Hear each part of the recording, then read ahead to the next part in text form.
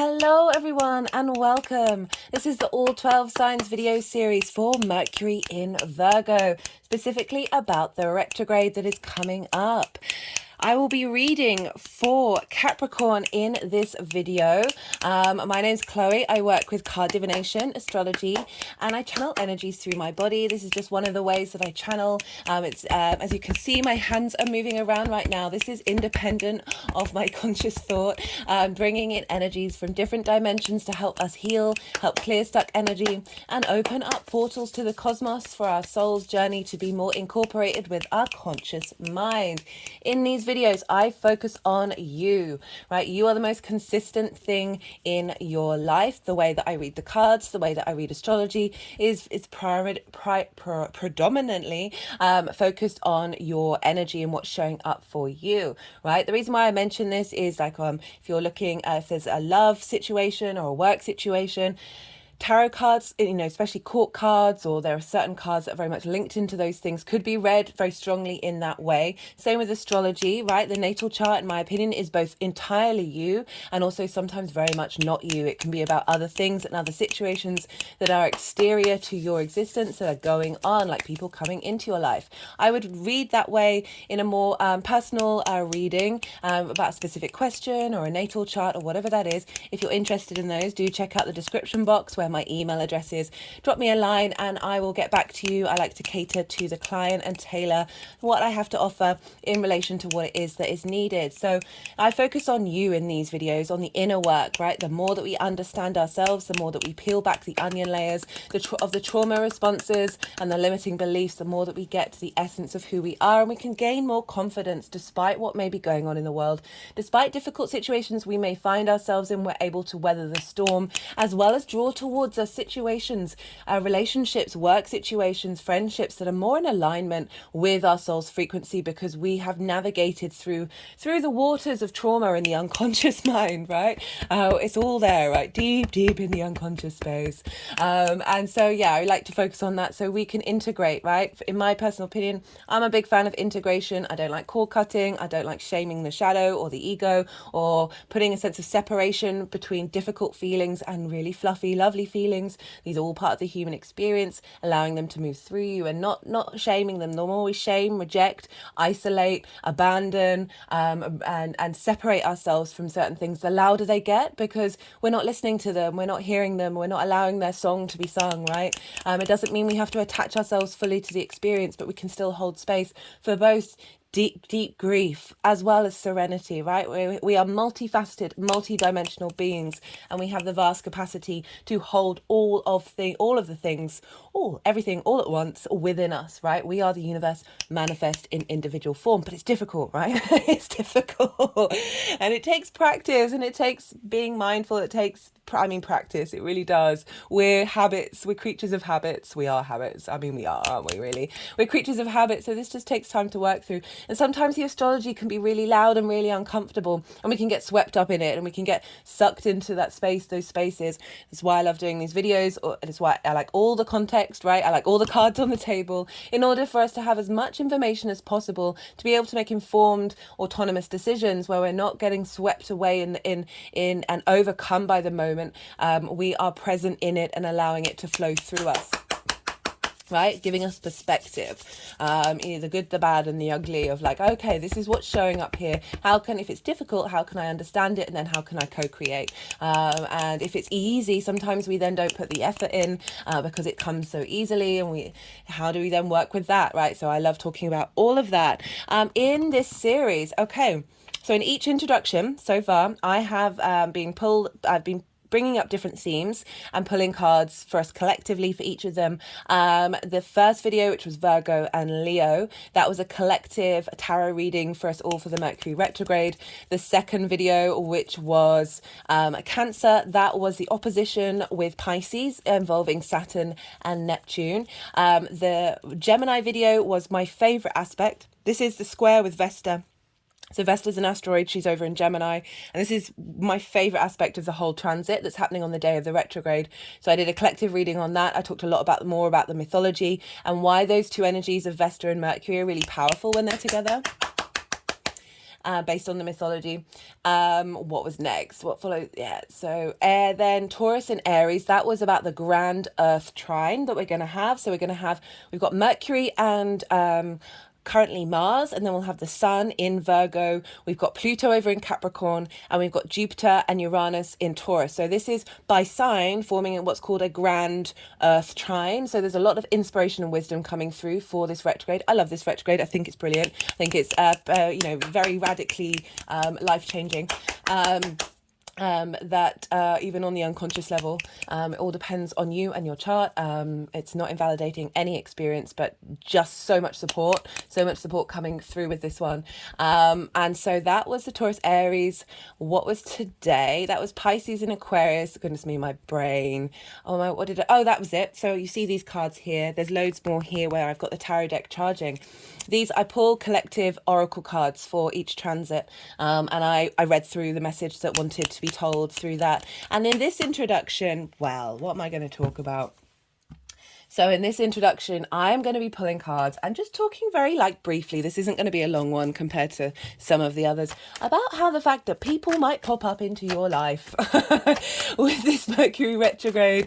Oh, that laughter sort of sent that one flying. With this retrograde, there's just a chance of, it can come in many different forms, right? As can astrology at all times. And that's why I love the nuance and the complexity of it all. And it does tickle me sometimes when all of the things show up in various different ways.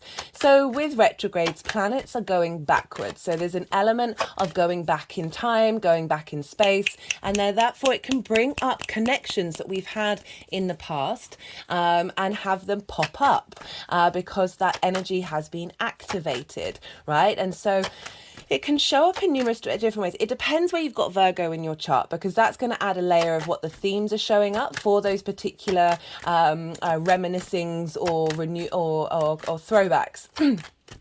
And so in general, right, with a retrograde, but with this retrograde as well, because it's very much the main message that's come through is we are revisiting our soul contracts to facilitate bringing magic into the 3D world. Just had a big energetic release at that one. And so this is sort of the element of exchange, okay? The exchange between one person and another, and what each other bring to the table, or what things are they supposed to have engaged with, right? So someone could turn up that there's unresolved parts of the contract that need to be facilitated.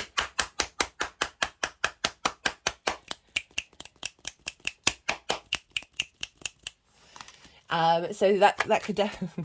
Okay, they're quite insistent on doing some energy work. I really would have liked to have pulled some tarot, but that's what happens when you're channeling energy from different dimensions. They kind of got their own agenda. They're not really fully in alignment with the internal agenda. That's just the way it rolls. I'm just going to let them do what they need to do before I pick up the deck again.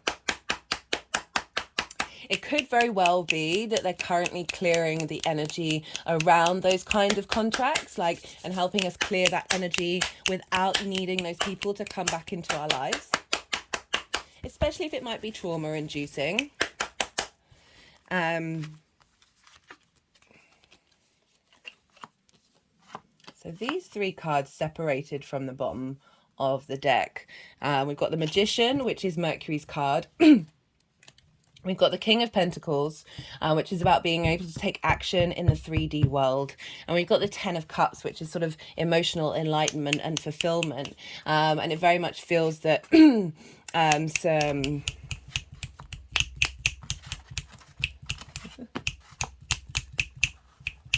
So I've got this road opener candle. I forgot to mention in the introduction that while I was recording the Leo reading, so I've had this candle and I've been using it with every Mercury transit on this video, on this channel, and it cracked open. It cracked open during exactly at the moment when I was doing some really intense energy work for Leo, the Leo energy, and then some really quite interesting channeling came through from that. And even though I was very aware, the wick of the candle had got really close to the edge of the glass, and it'd been like that for a while, like I'm both the biggest cynic and the biggest believer. That I'm aware that with that wick being close to the edge of the glass, that was going to heat it up, and it's not surprising that it just cracked and just flew, and it was quite a phenomenal sound. That yes, that was going to happen, but it's more the timing of exactly when that happened, right? So this is when you really sort of tap into synchronicities, and when they keep happening at like exact moments. This is a sort of a real acknowledgement of the vast tapestry of the energy of the universe, that there's a lot going on behind the scenes. And it's making me think of those synchronicities of when people turn up. So, you know, I've got an astrology app on my phone. It's the only astrological programs that I have, right? And so it's really handy. I've recently, since Mercury went into shadow, I've recently started checking messages that felt quite important and checking the times of them. And across the board, they've all been linked in to this Mercury transit. And there's like very, very clearly that people are getting summoned from your life, that are linked not only just to your chart, the chart of the day, but also the chart of the moment that they send it, but also their own chart. And so this is very much because Mercury is the messenger of the gods. Mercury is able to move both in the land of the gods, the mortal realm, and that of the underworld, right? So it's the ability to bring up, to connect energies in a very powerful way.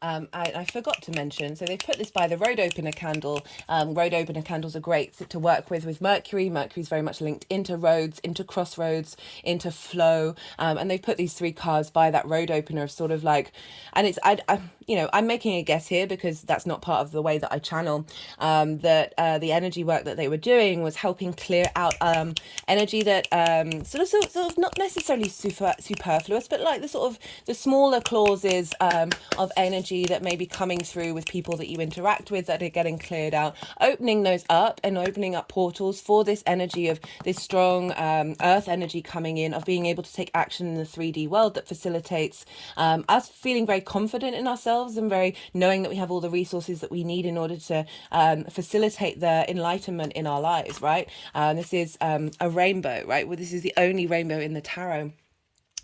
And for me, it's linked into the chakras, and linked into the light body that we have. When light is refracted, it forms the rainbow and forms the chakra body.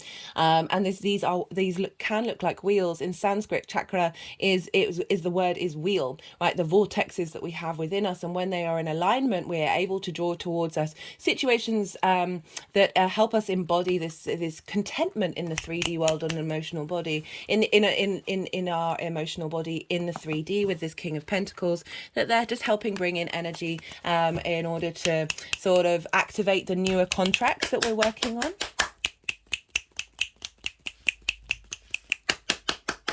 So I was saying, right, people can come into your life that you might have a bit of unresolved soul contract with, and that may pop up. People may come into your life that are helping you re-remember an old version of yourself or an old part of yourself that you may have forgotten. And that can be a part of you in this lifetime. So maybe a school friend will get in touch and will let you know memories of that they had with you, and it helps re-remind you of that time and of an aspect of you that might have laid hidden under the earth, okay? So we've got Pluto over in Capricorn, really helping us dig up treasures from that which has been hidden, right? And facilitating this Mercury journey, along with Uranus and Jupiter, providing wisdom and uniqueness here. So yeah, people coming back from your childhood or any other part in the past of your life, as well as people coming up from your past lives that you might not even know, who are going to potentially be activating through like words or a message or a symbol. It might be somebody you just walk past in the street who looks at you in a way that you get a download. And the reason why I say walk in the street is because Virgo is Mercury's earth sign.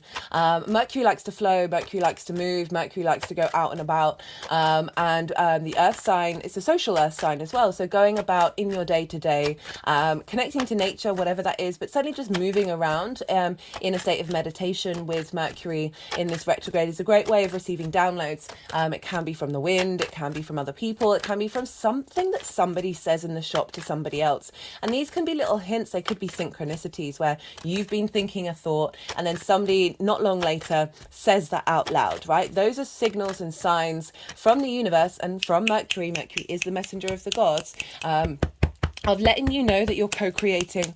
Rather than being pulled along by the energy, you are in fact working with the universe to create your own reality, but from the energies that are around and at play, right? People can come into your life who can give you a sense of validation. Okay, as I said, those things that you may have forgotten about yourself or something that you may be working on. It all depends on where Virgo falls in your chart. Of people can come into your life and give you, as I said, give you downloads and understandings about where you're headed and what you're doing. And again, you know, people from past life stuff, whether you believe in, you know, you don't have to believe in that, but yeah, you don't. I mean, it's still going to happen. The situations can show up that are, you know, hinting at where you're headed after this retrograde. There may be, through the miscommunication of Mercury, that there can be some lost connections that actually get re-revealed as well. And there's all sorts of ways, you know, exes coming back. That is definitely a thing. Very interestingly, I had this was very strange. Somebody who I had not spoken to in years. He lives in a different country, yeah. So had a message from them, and I was just like, this is odd. This just felt energetically like ding, because it really had been a very long time. And so I went to look at the time of the message, and then found their birthday on Facebook, and he has Mercury at 9 degrees of Capricorn, and Mercury was 9 degrees of Virgo at the time of sending. And there was some other stuff in the chart as well that I was like, oh, okay, hi Mercury, hi, how you doing? And they were just really appreciative, and one of the things that they said was they really liked the sound of my voice, and that was very interesting because I have I have Virgo in my second house of skills that I have in order to, you know, sort of manifest in the world. And obviously one of the things that I do with my work, what I do here and in personal readings, is a lot of it is my voice. Like it's you don't see my face, you hear my voice. That's the main link that you have to what's being downloaded. And so it was just kind of like a really very clear connection to the transit that I'm having in the second house. And you like go and look to where Virgo is in your chart, and you'll just see these things come up, just be an observation of them, right? So often exes can come back and they're like, oh, needing another round. Like, really be mindful with this. Realize with the retrograde that we're getting 3 times on these degrees, and so there is an element of we don't know all the story yet. We think more things will be revealed. So just really be mindful throughout this, and make sure you're checking in with your needs when you're interacting with other people that maybe just be summoned by the energies, right? So sometimes they're just being summoned and it's not for longevity, it's more other things that may be going on. As I said, little hints to remind you of, oh, that was a situation that didn't serve me. I can now acknowledge that and let it go.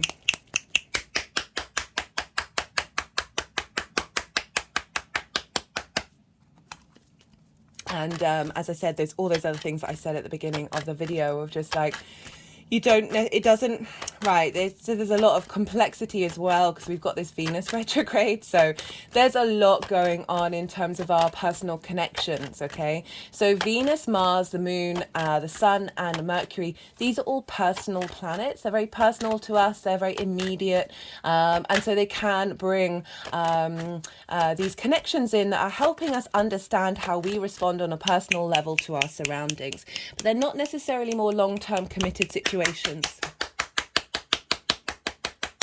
So I'm just saying that to be mindful. Obviously, do whatever your intuition says for you, but I would say sit with it, take a pause, maybe put your feet on the earth. Jupiter is in Taurus right now, so really asking us to find our wisdom through our connection to nature. My feet are now just sort of wiggling right now. I don't want to limit anyone, because obviously just because they're personal planets doesn't mean that there's not more commitment there. There's layers to it, and it's all going to depend on your chart and their chart. That's definitely a very nuanced thing, but sort of just generally I would be mindful about tending to your needs and not necessarily responding from something from the past that you did in the same way that you did in the past. Okay, you have evolved, you've grown, you're a different person. Sometimes when we interact with others who we have a familiarity with and a past habit with, we can easily fall back into that habit. And it's not to say that that isn't necessarily a bad thing, but just be mindful of it. Get sleep on it. Allow yourself to disconnect from. It's not about denying the emotions, but it's about allowing them to flow through you and see if they're still there. If they're still there, if they keep coming back, there's usually something that needs sorting out, or there's something that hasn't quite been finished yet, or is part of a new growth.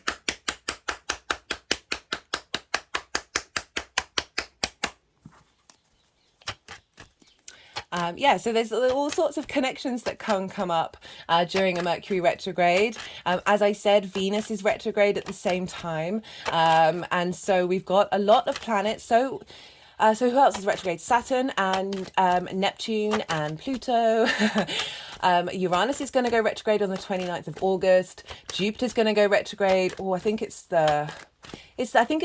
sorry for forgetting. Sometimes dates really just don't stick in my head. I know it's definitely in September, and so we've got a lot of retrograde motions going on right now. So we're really being asked by the universe to take our time and revisit and go over and allow things to settle and cultivate and find depth in the actions that we take. Admittedly, the only planet that isn't this year, in the next part of the year, is Mars.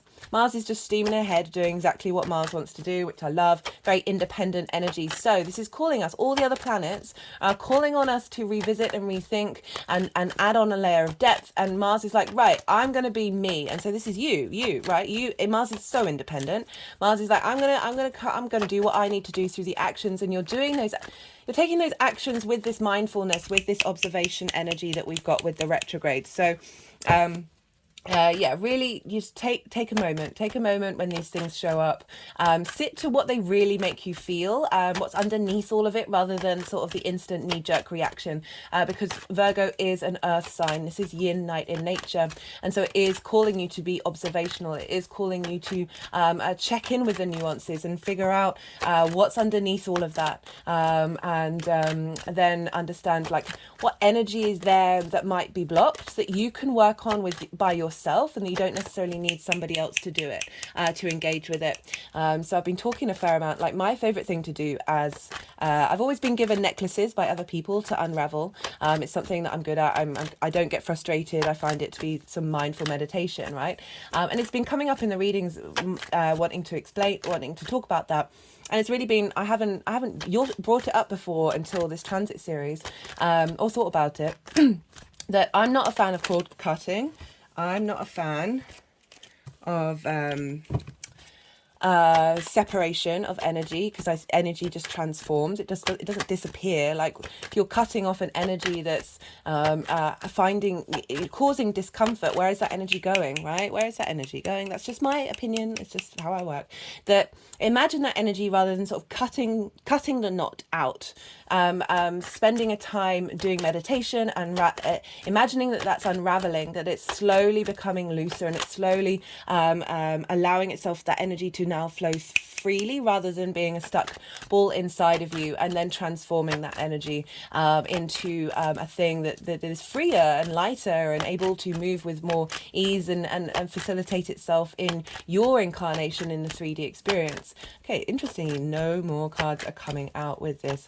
So that's quite fascinating that they were quite insistent on these 3 cards right here, which are a pretty big powerhouse of energy.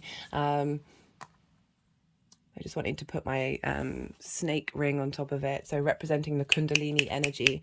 Mercury also had the caduceus, which was a staff of 2 snakes entwined around each other. You can see it certainly in Europe and the UK. I'd have to double check with elsewhere, but I think it's a really, really common symbol for the pharmacy, for doctors, because it represents healing. It also represents Kundalini energy, and so the rising opening up, and this card is about, for me, it is about enlightenment, and Kundalini energy is asking us to unravel our energy within us in order for that to flow through us and connect to a higher energy of enlightenment, right? So that this Mercury transit, as I said, can bring people back into your life to help add as clues to understand where you're headed and what's being transformed, what energy is actually being transformed within you during this retrograde, in order to facilitate new soul contracts.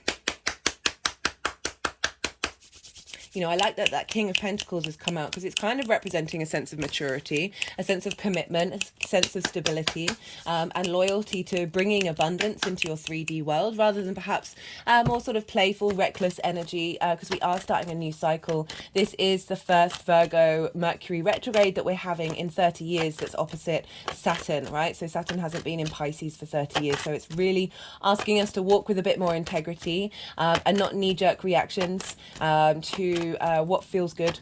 So Virgo, it can be very analytical, can be very practical, and wanting to... Okay, we've just got the Ten of Swords and the King of Wands. So tens are very karmic. And swords linked into ideas, thoughts, and that whenever the Ten of Swords is upright, I always say, look, those swords are all along the spine where we keep our Kundalini energy. We've got two tens here, real sense of completion and new beginnings happening. That when this is in reverse, all those swords are falling out. You may still feel a bit battered and bruised from feeling betrayed, from feeling so trapped that you can't move by these karmic contracts or situations that you have with people in your life that just feel so oppressive. That this is coming up in the reverse, saying these old contracts, these old clauses in the contracts are falling out. And we've got the King of Wands here. So we've got two kings, again, bringing in very mature action, very mature energy that's able to instigate action. You know, we've got the King of Wands here. This is passion, this is drive, this is motivation, this is very creative energy. Venus is retrograding in Leo, so there is an element of maturity in both the earth energy and the fire at this moment. You know, there is a little bit of I'm getting a bit of mixed energy coming in with this Mercury, even though this is about Mercury. Venus is happening as well. Like her energy is essentially enveloping everything else right now. And so that retrograde is helping you reevaluate your sense of value. This can lead to a lot of independence, a lot of breaking away of situations, a transformation of how you value yourself, how you value your pleasure principle. And again, that can bring up people from your past in order to help navigate that, as well as leveling up or ending certain relationships that just weren't working, that just weren't fulfilling you. So they're just sort of clicking over the cards. And there's this card here that I read in the last video, which was Pisces and Aquarius, saying take a moment. This is all asking us to take a moment and just let these energies do the work that they need to do, and just be on observation. But I do like the fact that we've got the King of Wands. Again, this maturity of that fire energy of, you know, coming out the other side of it. We're going to be able to take action that is based on a sense of knowing what you're doing and doing what you're doing what you know. I don't think I've ever said that before. That's coming from a true soul place, right? Two tens and two kings and the Magician. That's powerful completion energy and opening up to maturity and responsibility in the actions that we take. You know, being mindful for yourself is being integral for yourself and really helping you facilitate the longer term picture rather than immediate gratification. There's nothing wrong with immediate gratification, obviously. I have a habit of eating a whole tub of ice cream, maybe two, by myself in one go. But there's also part of me that doesn't enjoy it, right? Because that's that dopamine hit over and over and over again can be very, very addictive, right? So finding time to not lean into things that are serving only that purpose, right? Finding depth in things, and as I said, that sense of maturity, facilitating this flow of energy that Mercury in Virgo really wants to do for more of the long-term goals rather than the immediate moment. And that's, you know, I guess it's quite hard to get your head around when everyone's like, be in the present, be in the now. But I feel like we need to be mindful in order to get to a space where we're not, you know, I'm constantly in observation of my actions. I'm like, where is that coming from? Is that coming from a need that I feel, a need or a want? Okay.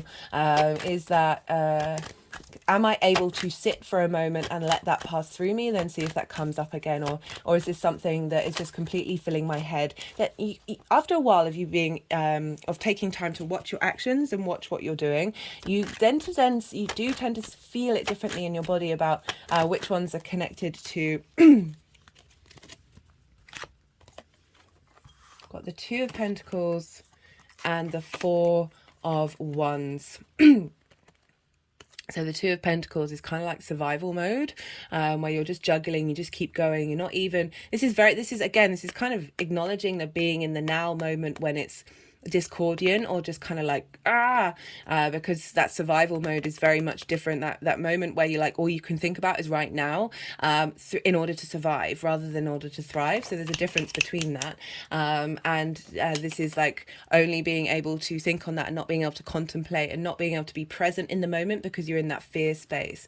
And we've got it crossed with the Two of Wands, the Four of Wands, which is, this is celebration after the harvest. So it's an acknowledgement of being the due diligence of putting in the work in order to get the harvest come through, and then celebrating, and then celebrating with like-minded people. But it's also a sense of commitment that's coming up, that is asking, okay, they're responding to that one, commitment to being able to be mindful with this energy and be able to help move through it. So you're stepping outside of survival mode and you're really able to tell what resources that you have within you, and therefore understand what responses you're having in order to take the actions that you need to moving forward. But for some of you, this is a release of old relationship dynamics and the way that we engage with information and we engage with one another, that is moving away from survival, trauma-based response mechanisms to more of that long-term commitment, rather than, you know, that harvest energy. This can be linked into marriages, but certainly a milestone in somebody's life, but after with a sense of achievement rather than, I just survived that. It's just sort of this energy of putting in the effort and then being able to celebrate it. So all relationships, all exchange of information, it can involve an element of hard work, and I don't say that as a negative thing, just that you do have to sometimes put in your time in order to create something that is mature and long lasting, that is actually going to nourish you.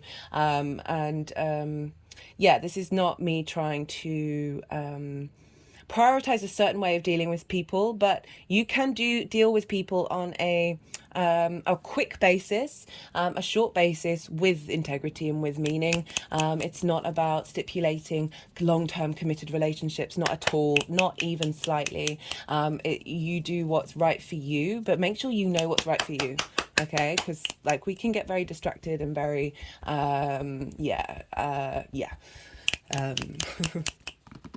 and this is all asking us to slow down. Just cut the deck and got the Hierophant where Jupiter is. So we've got a lot of the outer planets impacting this. So there's a lot of long-term cycles being affected by influencing this Mercury transit. This is Taurus. This is about commitment. This is about putting in the work, right? This is about studying and understanding and figuring out what works for you in order to understand your own guruhood. And so there really is an acknowledgement of of taking the time to incorporate your own divinity in order to enjoy this 3D environment that this energy is definitely giving.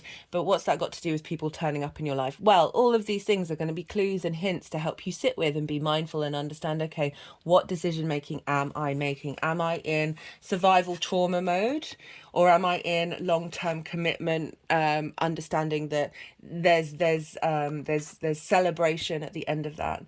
Okay, right. I've still ended up talking longer than I would have liked to. Right, I'm going to read for Capricorn in the next video. Everybody do check out the other introductions, because I do break down a lot of the major aspects for this whole transit. Also, all the dates, all the descriptions, all the degrees, and absolutely everything are going to be in the description box. I know it's a lot of information, so do go check it out. It's there for you to then write in your diary and see what shows up around this time, because it is quite fascinating. everyone, yeah, I think Mercury and Venus right now are kind of, in terms of the energetic dominance, they're sort of they're both pretty loud right now, and I'm here for it. All right, be good to yourselves, be good to those around you, and most importantly, be well until we meet again. Capricorn rising. How you doing, Capricorn? For those of you tapping into the Capricorn energy, look to where Capricorn falls in your chart, the house that it's in, the themes of that house, and apply those themes to the messages that come through. It's as if that Capricorn energy with all the themes of that house in your natal chart has now moved to the first house. Regardless of whether Capricorn is your rising sign or not, this transit in Mercury, in Virgo, I've been doing that all day, in Virgo with Mercury, this retrograde, is happening in a fellow earth sign. This is trying your Capricorn energy wherever that is. Trines are an aspect of Jupiter. Jupiter is the benefic, the greater benefic, the day benefic. And this is where he likes to bring elevation, inspiration, or wisdom, cohesion. And through that wisdom and sort of a deep sense of knowing, right? That's when we are more confident from a very deep level, that we then draw in this sense of expansion and generosity, a sense of opportunities and luck. Now, the reason why the trine is so is incredibly positive, it's a soft aspect. It's very free flowing. You don't have a lot of hurdles to get to that energy, unlike a hard aspect that can be a bit more difficult. And this is because you're both earth signs, right? But more than that, there's three things that signs can have in common with one another. And the first one, the root one, like right at the bottom, is whether it's a yin or a yang sign, whether it's a day or a night sign. And so earth energy is yin night in nature. So it's the earth and water are both yin and night. And this is where they're bound by gravity. So there's a sense of a slower sense of movement and momentum. There's a heaviness as well. There's a solidity, there's a structure, there's a form, and there's also incredible power with the yin night energy, right? It draws things towards it. It's very receptive, very looking for like being in a state of observation, a sense of nourishment, of context, and seeking out information in order to strategize, rather than the sort of the direct, very fast moving air and fire signs. So you've got this kind of like fundamental understanding of each other, as Capricorn and Virgo, as well as both being earth signs. So you're on the same team, so you're sharing information really easily. It's like hanging out with someone who you've got a lot in common, but there's something different about both of you, and you're able to bring those differences to the table and have them flow with ease and understand one another a lot quicker and a lot easier than other aspects. Okay, so it's very free flowing energy, very easy energy. Virgo is mutable in nature, and you are cardinal. Cardinal likes to instigate things.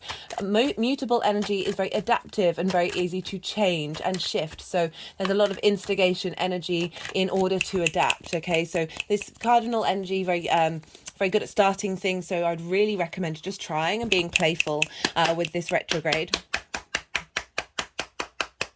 Allowing it to be very sort of free flowing and not committing too much to anything, and just letting and seeing where everything falls at the end of it.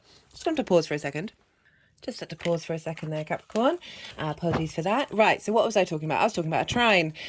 So many things in common. And through this ease and flow of information, you can integrate easier and tap into wisdom that is available to you during this retrograde phase. So it's not going to, unlike say a square and opposition that may be more hard aspects and a bit more challenging. This aspect is ruled by Jupiter, so you've got a lot of support here. In general, I feel like this retrograde for everybody is very supported, but you're just as an earth sign, you're getting a little bit more of a boost here. For Capricorn risings, hello Capricorn, right, the astrology for you, this is happening in your 9th house. And the ninth house is, for me, perspectives, right? It's traditionally called the house of the gods. And this is your morals, your ethics, your philosophies, your connection to spiritualism, your connection to book religion, your connection to nature, to science, whatever it is that's bigger than you, right? So the bigger ideas. Why do you exist? Why does any of exist? Why does any of us exist? Sorry about my words; they appear to have been mundled up into each other. Why does anything exist? And how you map out yourself in the world, how you understand and want to operate in the world, and what do you think about your connection to something that is higher than you? So that's the perspective. So the more that we broaden our perspectives, the more that we tap into the nature of the universe.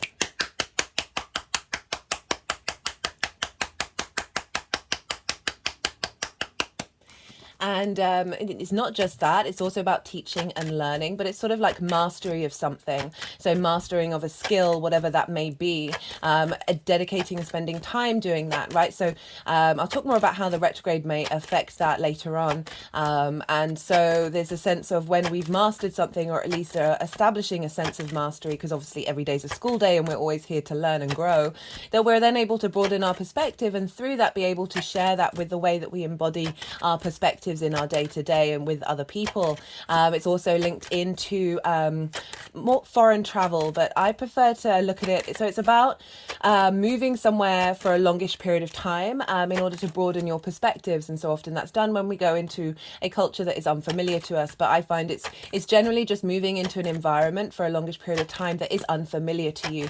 And so in that way, even if it's in the same country, it's still broadening your perspective. It's all about perspectives here. So this retrograde, right, before I kick off on what the retrograde means for the ninth house, I'm pulling cards for 4 piles. The first pile is for the shadow phase of Mercury, which we are currently in, and I will be talking about what these all mean. And then the second pile is for the retrograde itself. The third pile is for when Mercury goes direct, and the fourth pile will be how all of this energy is manifesting moving forward.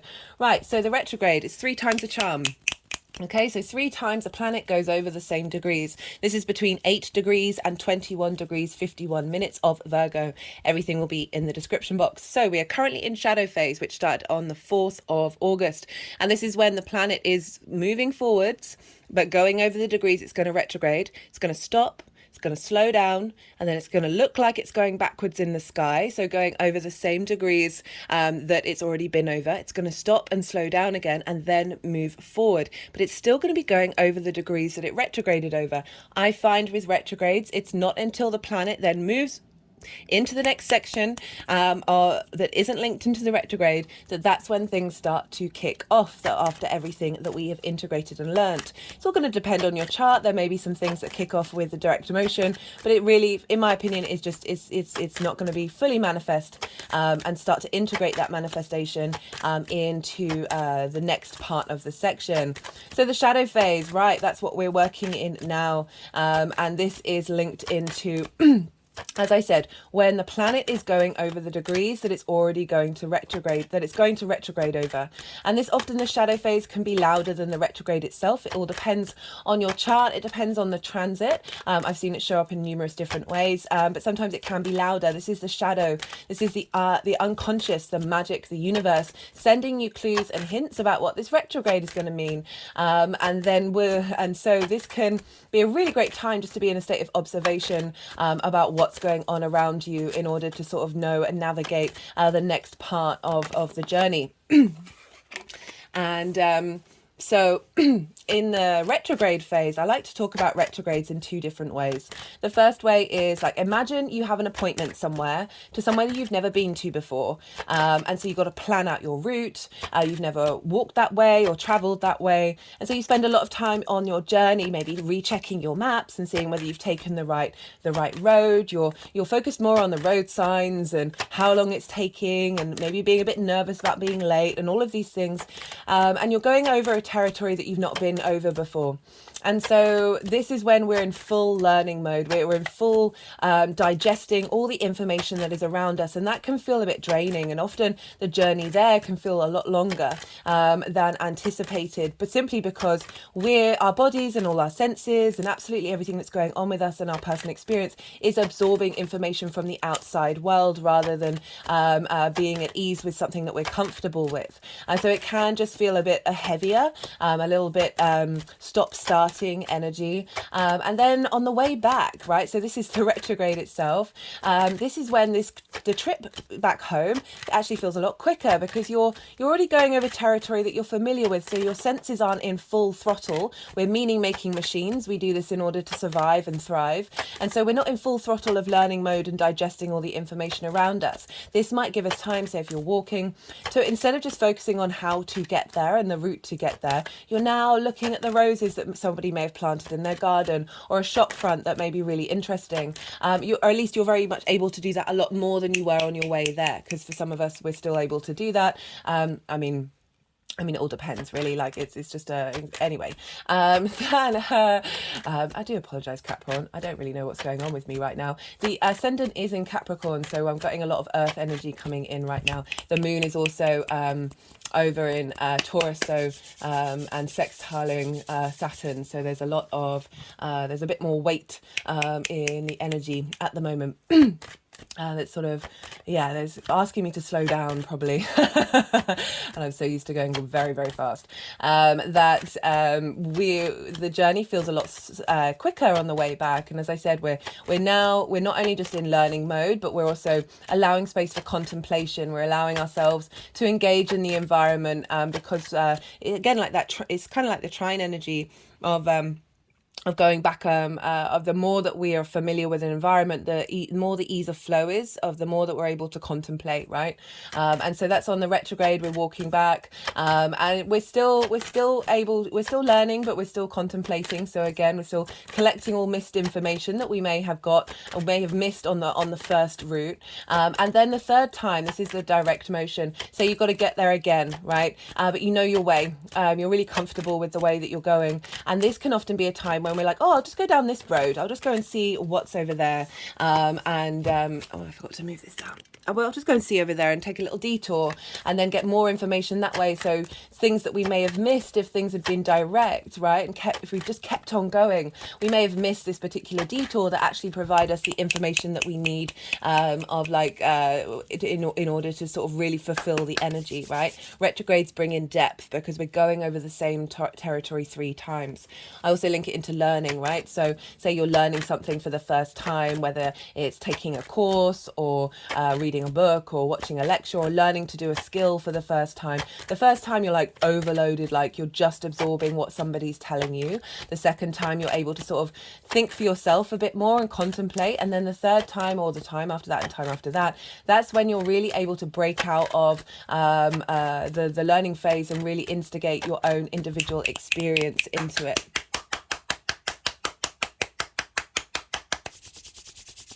So sometimes with retrogrades, things that you want to happen might not happen, and then you're like, wow, that's really frustrating. And that's usually the universe redirecting you to help give you more information and be able to make more informed, autonomous decisions about how you want to go forward in life, rather than simply just taking that direct action, which can rush into things a little bit too fast. At the moment, we have Neptune, Saturn and Pluto, Venus and not quite Mercury yet in retrograde motion. We're going to have Uranus and Jupiter retrograde soon. So we've got a lot of planets that are all revisiting and revising, right? So imagine you're taking an exam. It's a good idea to at least look over the information and try and integrate it into your knowledge, so you're then able to think for yourselves, right? And this is what the retrograde motions help us do. Yes, they may be frustrating. Yes, they may be a little bit difficult, maybe mixed messages and posts may be going missing. But I have noticed that when when there's posts that's gone missing, or not necessarily gone missing, but certainly got delayed, when it turns up, tends to have more weight, like you really have needed that in that moment, and you find more wisdom and depth in whatever it is that's arrived than you would have done if it had just arrived in the exact time. So that's kind of what the retrograde's about. There can be miscommunications, there can be setbacks, but just be mindful of this is just the universe sorting itself out, sorting out and rejigging our energy in order for it to fully blossom. And as I said, the depth of that energy really gets integrated.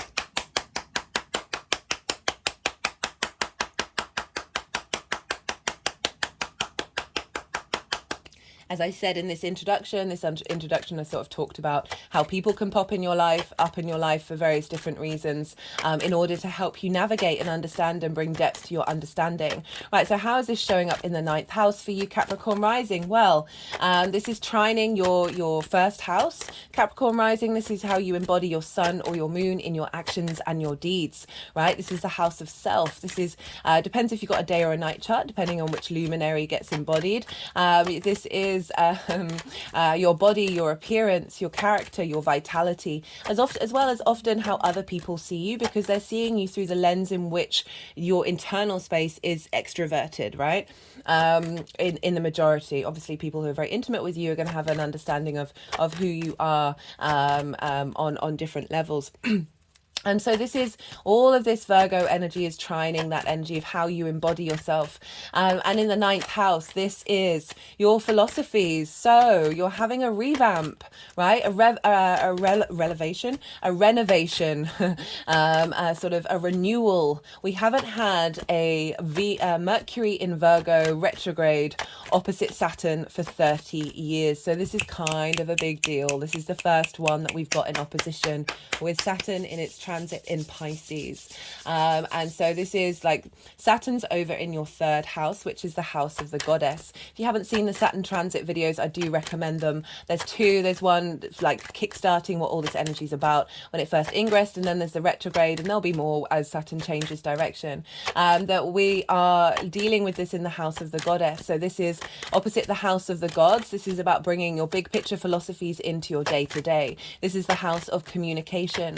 This is your things you do on a day-to-day basis. This is your local community, as well as learning something new for the first time and taking short distance trips. Okay, so Saturn opposite Mercury, and this is going to be by aspect for some of the transit, but also by sign for the whole of the transit. So we really want to look to this this polarity, this opposition, and how to bring it into balance. How do we bring our big picture philosophies into our day-to-day and put meaning into that? How do we express our big picture philosophies in the way that we communicate? That's not just talking, that's absolutely anything we do in order to share information, and doing things on a day-to-day basis, right? So Saturn's working with integrity and responsibility, right? Wanting us to tap into cause and effect and due diligence, and making sure that we are integral in the way that we communicate, integral in the way that we work in our local community and the things that we do on a day-to-day basis. It can be heavy energy. And so opposite Mercury, so Mercury's up in your 9th house, helping you reassess and reevaluate how you see yourself in the world, finding small details to open up and broaden perspectives. This can be a great time if you've got a project, if you're learning something, you're mastering something, or wanting to start and learn something from a higher perspective. This is a great time because Mercury retrograde people can often be very, very intelligent, right? Steve Jobs is somebody who's got a Mercury retrograde, because this is the ability to sort of go over things in your head, right? To cultivate, enumerate, and figure out those details that that you may have missed, and then be able to communicate with more depth because you've been thinking about it more often, right? And so there's this real sense of, if you've got a project going on, if to be able to then see the nuances and see the details that you may have missed if you'd just gone steaming ahead. So it's a great time if you've got any kind of projects or a course, or if you're doing anything really where there's a project involved that it would help for you to take the time to go over things. This is a really great time. It's also a great time to reevaluate, as I say, how you see yourself in the world, how you connect to the bigger picture, and find the details that may have blocked you from being able to truly see yourself, and be able to truly broaden your perspective. This is opening whole new dimensions to help you be able to bring that into your perspective.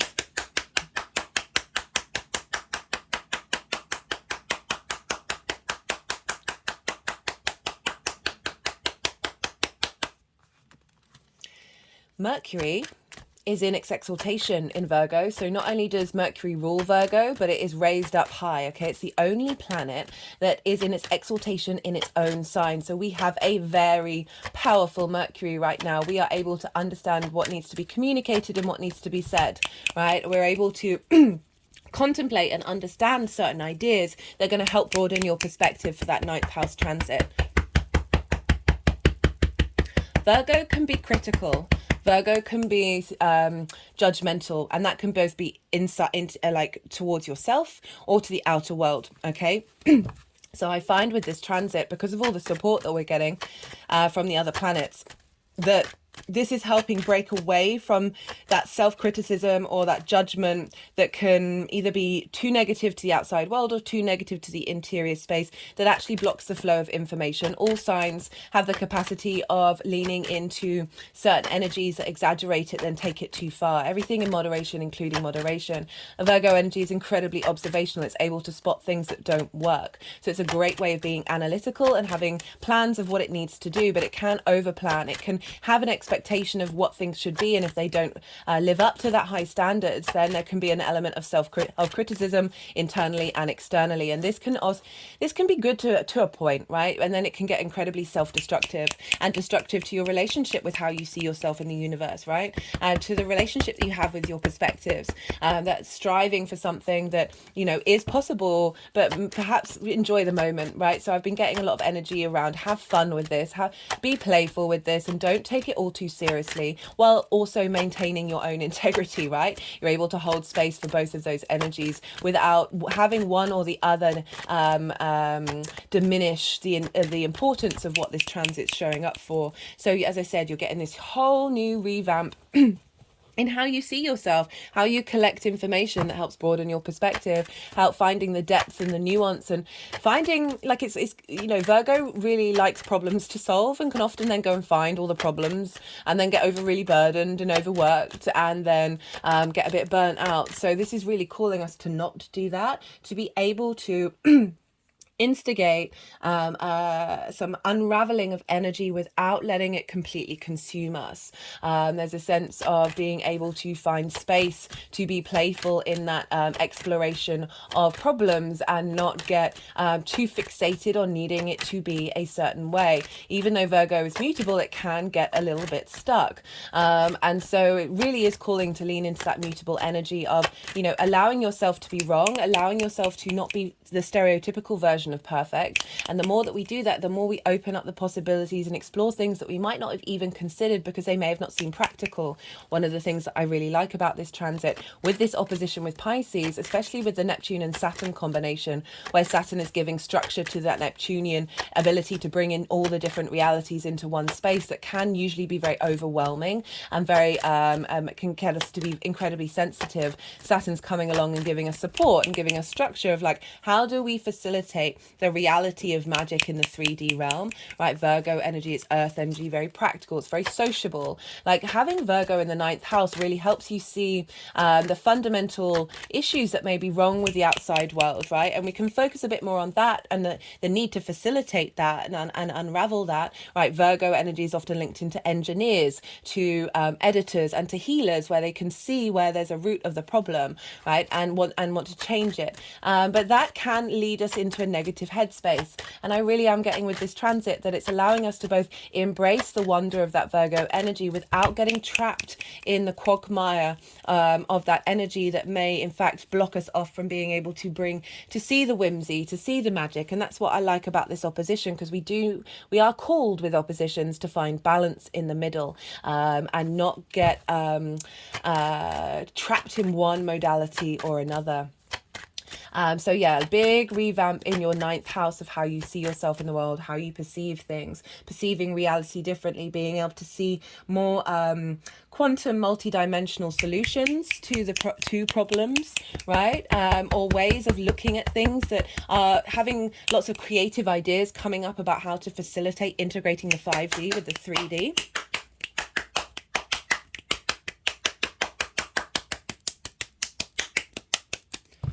Oh, they like that one.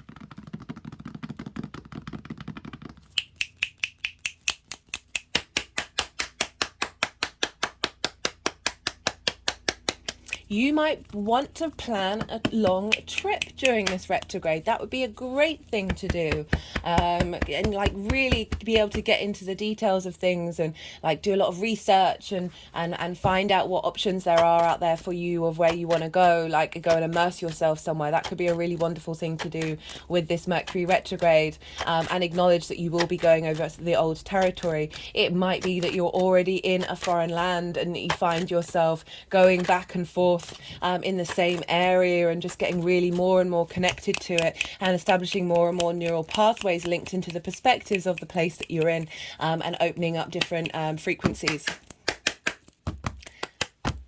Also could be traveling different dimensions, guys. They're just clicking over my third eye. Right, so look to where your Mercury is in your chart, in your natal chart. If you know your chart, if you know, you're going to know your birthday. Yeah. Look to where your Mercury is. Look to the sign that it's in and the energy of that sign, as well as the house that it's in, if you do know your time of birth, and the themes of that house, because that will show up in this retrograde. It will just add another layer of what this retrograde means, as well as the ninth house topics. It's going to have the topics of wherever your Mercury is, because it's the same Mercury that's in your natal chart that's transiting in the sky right now, and so there's influence there. And yeah, so yeah, what else did I want to say? That's kind of everything else. I'm going to talk now more. I'm going to list all the main aspects, the dates that Mercury is going to go through for the transit until the 2nd of October, when it finally moves into Libra. And so I'll break down what that energy feels like, and I'm not pulling cards for it, I'm just pulling overall energy, and just there's some aspects that I'm so enthralled by. There's so much support going on. It really is. It's a lot of earth and water energy in this transit, and as an earth sign, as your rising sign for the Capricorn risings, this is an energy that's going to be very easy to access, right? So you're familiar with that earth energy, and there's a lot going on here, as well as a water with that energy of Saturn in Pisces. And obviously Saturn is one of your rulers, so that's going to be having a bigger impact as well. So overall, we've got a lot going on for you, Capricorn. Okay, on the 4th of August, this instigated the shadow phase, and so this started the energy of Mercury went into 8 degrees of Virgo, so it started on the degrees it's going to retrograde over. And as I said before, this can often be a time when you get a lot of clues and hints from the universe about what this retrograde is going to help instigate, so it might be good to look back over the 4th and the 5th to see what was coming up around then, to see what clues you can get, because it can often be quite loud at the beginning of the shadow phase, of what's turning up. Another point to look to is the 28th of July. That was when Mercury entered Virgo. So whenever planets enter a sign, that's very big energy. So it's similar to when they stop and pause and station. That's also really big energy. So looking back to the beginning of the transit in total, which was the 28th of July, as I said, everything's in the description box, to see what sort of messages showed up, because if the way that I look at signs are like they are realms and they have a way of doing things, and they have their own ruler and all of that. That Mercury turned up. Not Mercury is the ruler of Virgo, so it just turned up and they said imagine you've got a planet turning up in a landscape where it's ruled by a different planet. It's sort of saying, it's coming in with the ambassadors and heralding what its intentions are for its transit, for its movement into a country, into the realm. And so Mercury turned up as the ruler and went, hey guys, this is what I plan on doing.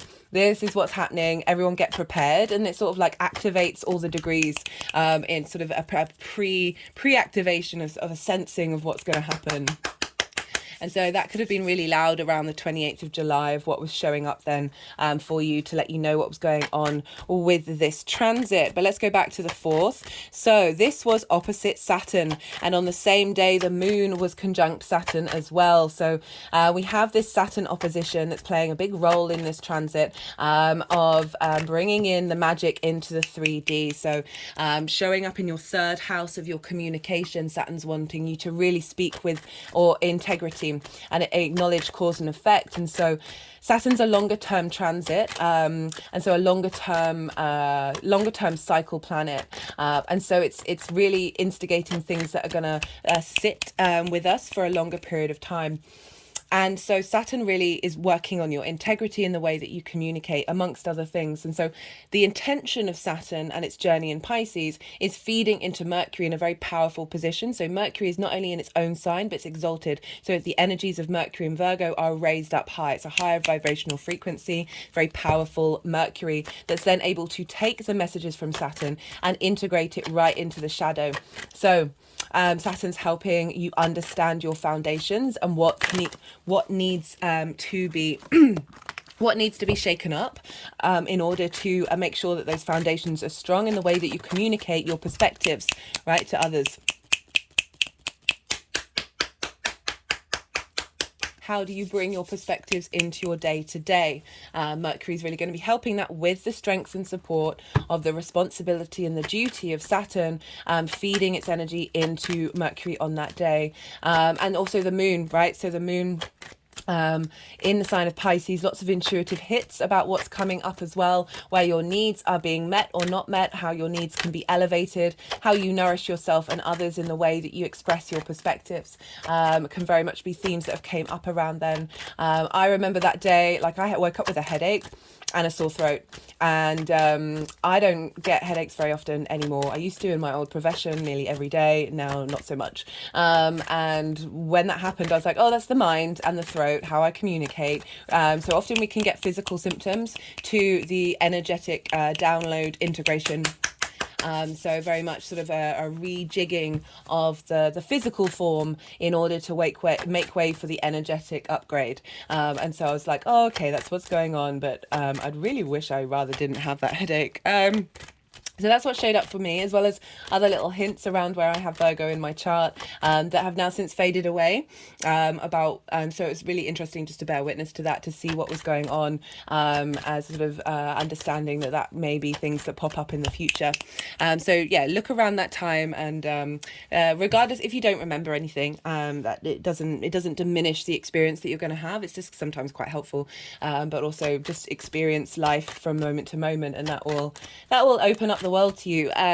But yeah, with this we also have a trine with Jupiter. So Jupiter's over in Taurus, which is fellow earth sign, and this is trining your Capricorn energy, and we've got a grand earth trine for the whole of this transit by sign, which I pulled a collective reading for that in the Taurus Aries video, so do go check that out, because that's going to be impacting you just like generally, regardless of whether, it's impacting everyone, but the earth signs are going to be feeling that very strongly.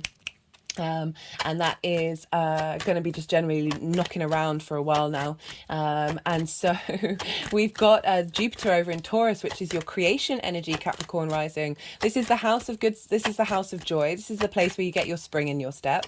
This is the things that you're able to bring into the world based out of your creative interests. That doesn't just have to be the arts and music, it's anything that you do that sort of brings you a bit of joy, brings you pleasure, brings you stimulation in a way that just enlivens you, like gives you life, right? It's also linked into romance and fun and amusement, the pleasure principle, games, entertainment, that sort of thing, as well as children. And it doesn't have to be actual children, real life children. It can be anything that you're birthing out into the world, right? So any creative pursuit that manifests as a separate form from you but comes from you. And so like very Jupiter moving through that, Uranus is there, has been there for a while. So you're getting a lot of wisdom, a lot of expansion and understanding of what your creative power is, the potential of that is, and sort of an elevation of that creation energy. And that's feeding into Mercury right at the beginning of the shadow phase of, like, again, Jupiter, a longer term planet. Like every 12 years, it will be in the sign of Taurus. And so Jupiter's providing support of making sure you find joy in the way that you see the world.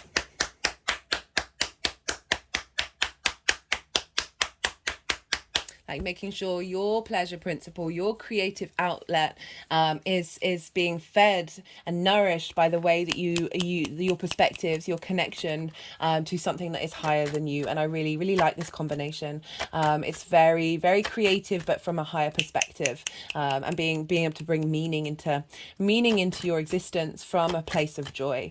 And so that's happening. Mercury's moving towards, the King and Queen of Swords. Mercury is moving towards this trine, okay? So it's integrating this energy.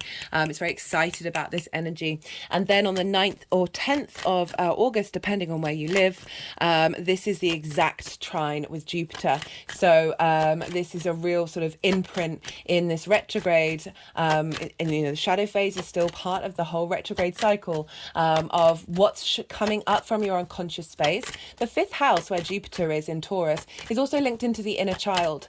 So there can be a release of resentment or frustration around trauma, around the inner child, because Jupiter wants to expand and wants to provide generosity, right? And a sense of wisdom and elevation. So a real sense of knowing and being at peace with something. Okay, they're just sort of clicking around the sacral chakra, which is where we hold our creation energy. And they click to the back of that and the front. And back and forth, back and forth, back and forth. They're going to the Peacock's Tail, which is a card. It's the final card in the Oracle card reading that I did. And that was in the Aquarius, Pisces and Aquarius video. So I do recommend checking it out. If I've got time, I might read it out to you, but of course there's a lot else to say, but I just want to, that's what they're doing. They're offering up that creation energy, which we hold in the sacral chakra, to the energy that's being transmuted by the Peacock's Tail and now into my heart space. Okay, so we've got that wisdom and elevation, that sense of expansion, of understanding of what might have been blocking that creative energy that then blocks that joy in your life, that then blocks the way that you see the world. Okay, even if you're sitting there going, that's not me, I don't know what you're talking about, fine, that message is not for you, except, right, there's so much going on in the unconscious space. There's just so much going on, and it can take many times round the rodeo to get into that unintegrated place, to get into the depths of our unconscious mind and transform it. Okay, there's lots of different practices that you can do in order to do that work, but even if you consciously think, oh, I'm good, there still can be like little tendrils of connection that are still pulling you back into that space in a way that you're so unconscious of. Okay, so otherwise this can be just elevating your creation energy, that's really facilitating this broadening of your perspectives. I feel like it's both of these things, like it's not one or the other, but for some of you it might be more the other side of that, and like really finding the joy in being able to get creative and feeding that into the work that you're doing with a project that you may be working on, in terms of maybe writing about your connection to something higher than yourself, or just something like that, or like engaging in maybe you're in a different country and you're just finding a lot of opportunities to have fun that are helping you understand how you see yourself in the world, right? And so there's all sorts of ways this can show up. On the 16th of August, this is when we have a Leo new moon. This new moon is a kicker, right? There's a can't wait to do this reading. It will be the next transit series that I do. So I will be pulling cards for this for all the 12 signs, but the reason why I'm bringing it up is because Mars will be trine Uranus. And why is this important? Well, Mars is in Virgo.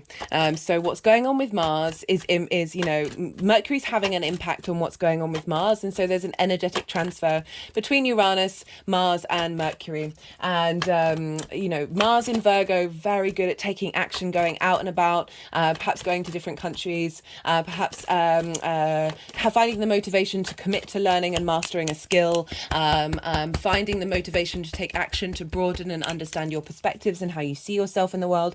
Mars is very independent energy, so establishing a sort of an independent idea based on your responses, based on your actions that you're taking during this time, as well as with Uranian energy, which is also incredibly independent. Uranus is the black sheep of the universe, of the solar system, and it doesn't care. It's not bothered, right?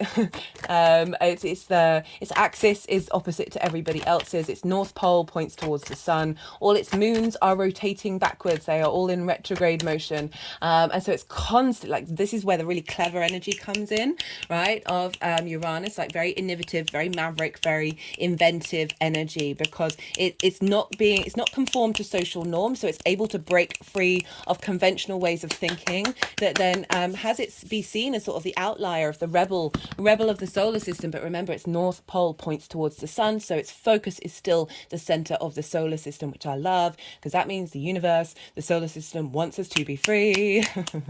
In my opinion. Right. The two phrases that I feel very strongly with Uranus is the breaker of chains and the path clearer. It can come along and shake up our life if we haven't tended to tensions in our life that have been blocking our soul. Okay. And so it can flip things up on its head. However, once we're working with Uranus, once you're starting to embody the fact that it's not about not caring about what other people think. We can still care about what people think, but not necessarily allowing that to diminish what feels right for you. It's not about hurting other people in the process of that, but it is about being real. And we can be real and empathetic and full of love at the same time. So the trine.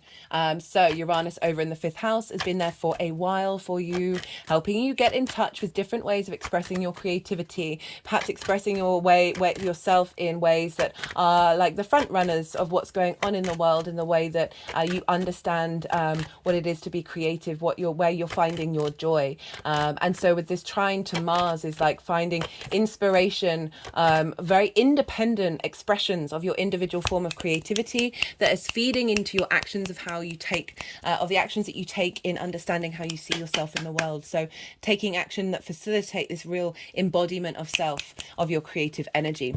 So I love that. And that's having an impact on Mercury, and Mercury's also sort of this shadow phase of Mercury. So perhaps things are going to come up that provide wisdom and understanding of the blockages that have got in the way of you being able to express that.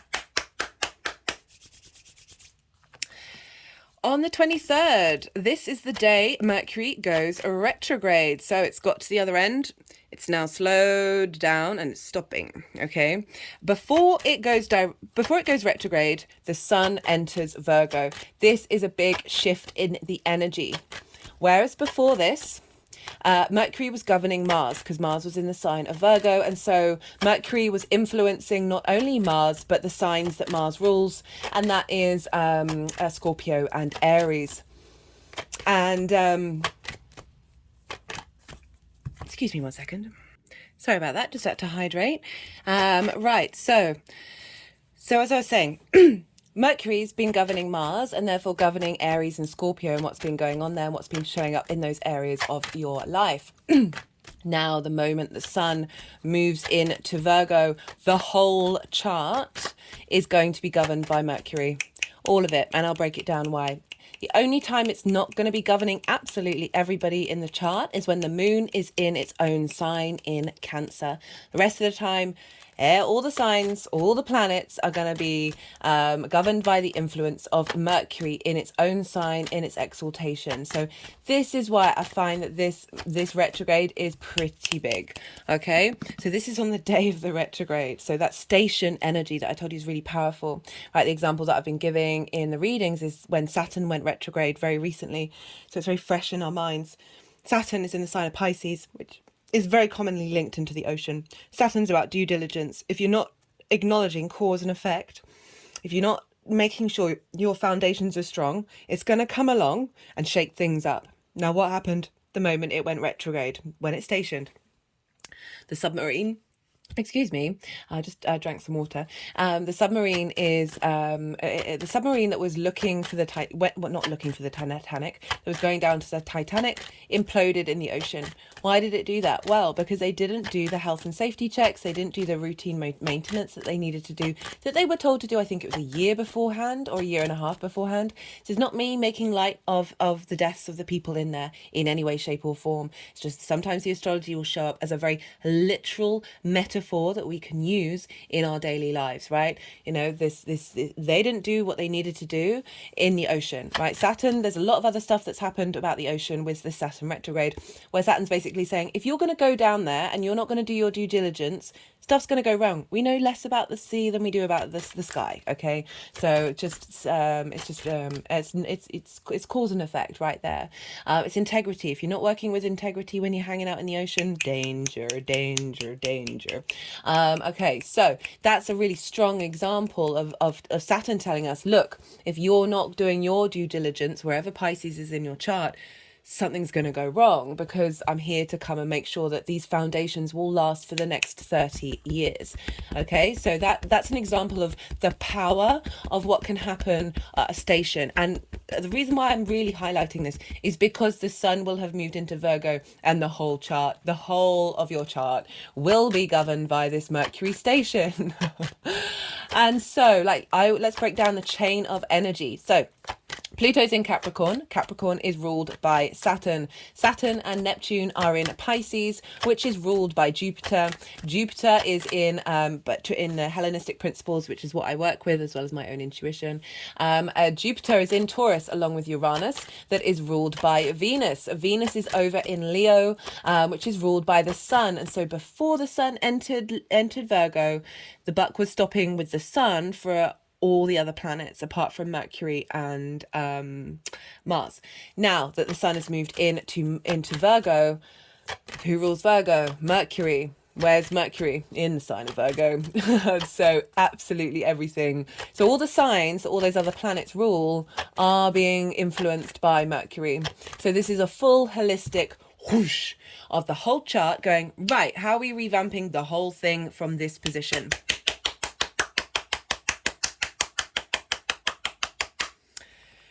So we've got that. That's what's going on.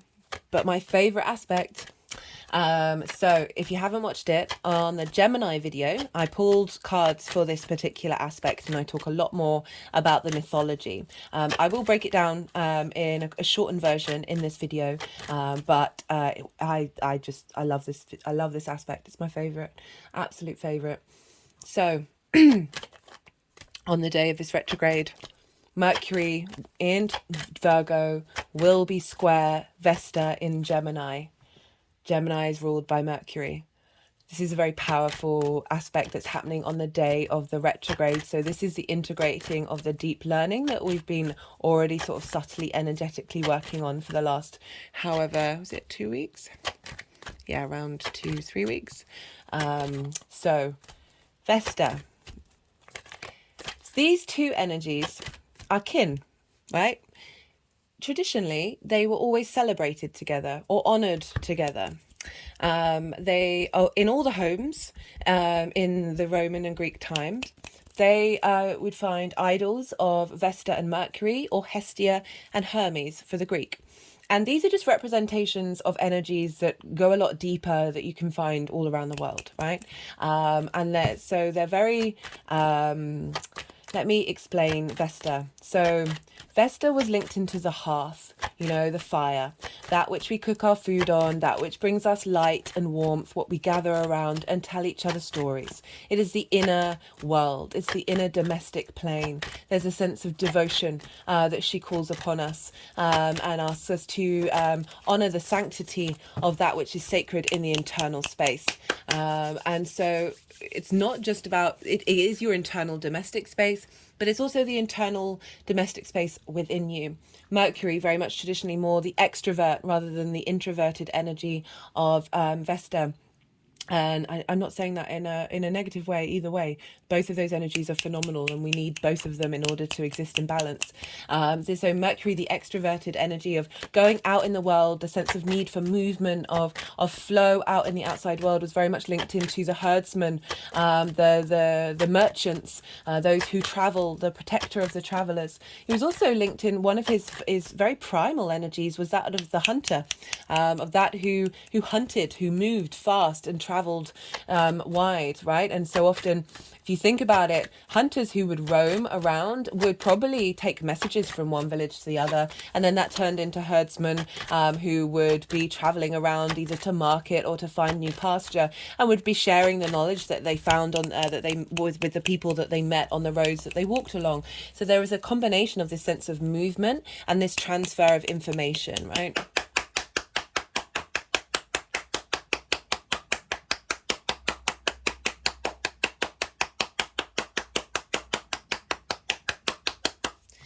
And so that was the outer world.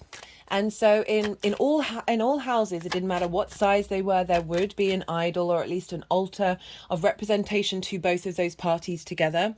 There would be an element of a union between the two, of the inner and the outer world, and seeking protection and support in both of those places, and realizing that those two places are they're two sides of the same coin. Okay, so we have these two energies that have hung out with each other energetically in lots of homes for thousands of years. And there's an element of kinship, as I said, between the two. I love it when they make aspects with one another. It always feels very supportive and feels like you're in balance. And another side of Vesta is in the Greek Roman the Roman tradition. So the temple of Vesta was tended to by priestesses who tended to the flame of Rome. Okay, so this is this idea of the flame of the hearth, that which is sacred that needed to be kept alight, other than having to sort of rebuild that hearth all the time. That dedication and devotion to tending to that flame translated into these priestesses, making sure that the flame never went out, because there was a fear if the flame went out, then the Roman Empire would fall, i.e. that protection would disappear from Vesta. The other thing that the Vesta temple held was contracts, and so this is business contracts, wills, marriage contracts, all of those things, they would be held in the temple.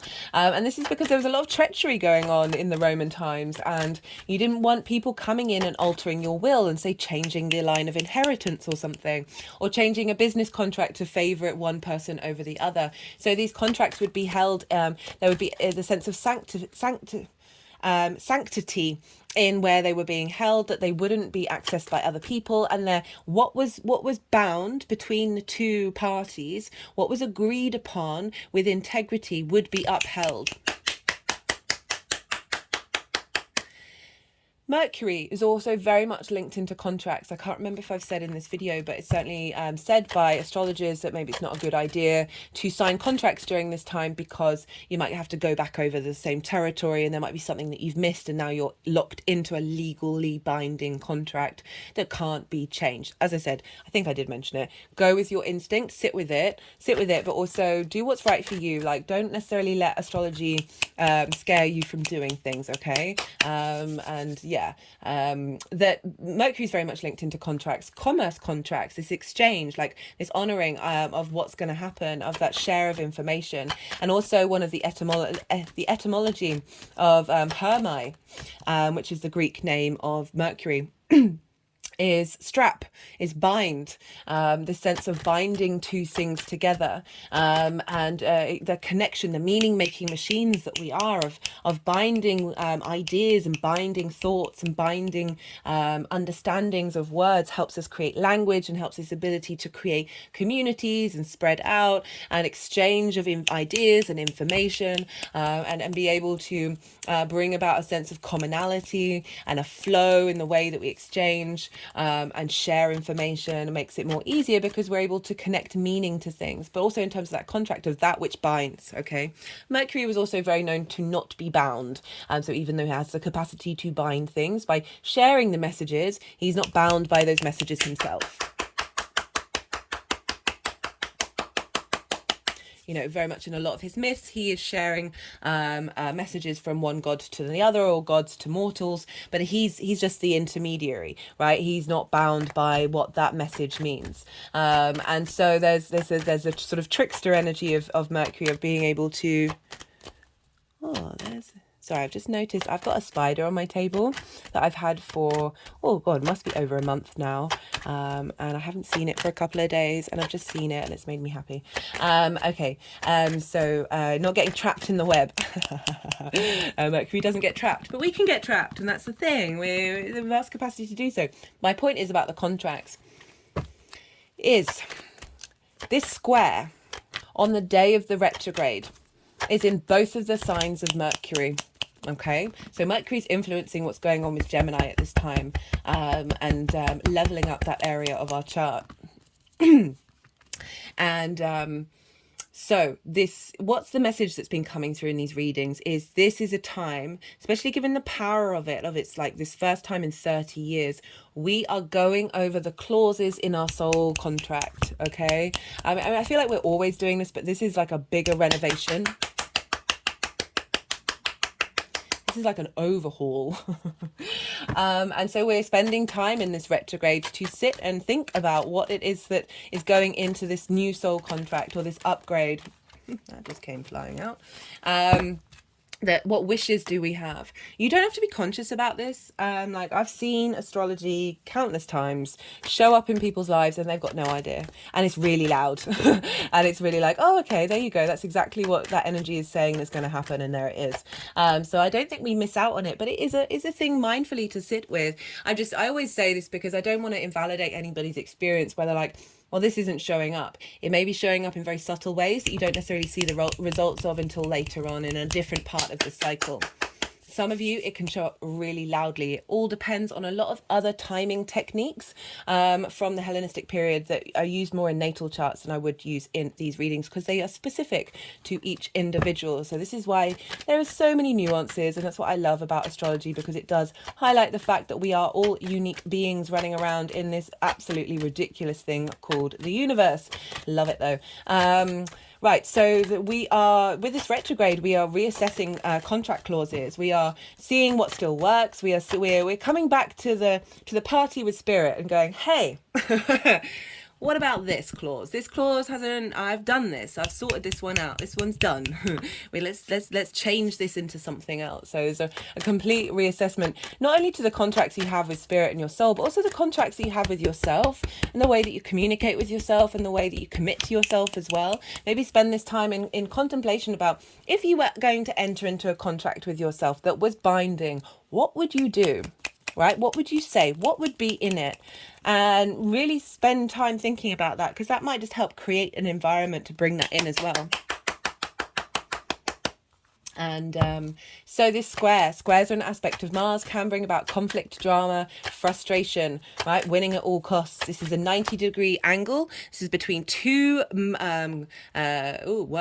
mutable energies. They both think they know what they're doing, so they're pushing heads against one another. That's where the conflict can come up. If conflict comes up, it's only letting you know, do you want that conflict? Is that something that you care about? Do you need to attach yourself to it? Can you let go of it? All of those things are always very helpful learning tools. Sometimes that can happen, as well as the other side of it, which is friction. So squares are high manifestation energy, right? Trines, very easy energy. So you've got a lot of trines, very free flowing. Sometimes with trines and sextiles, which are both soft aspects, we're so comfortable with the energy that we don't necessarily find the motivation to put it into action, right? That's where the hard aspects come in, right? We need balance of these things.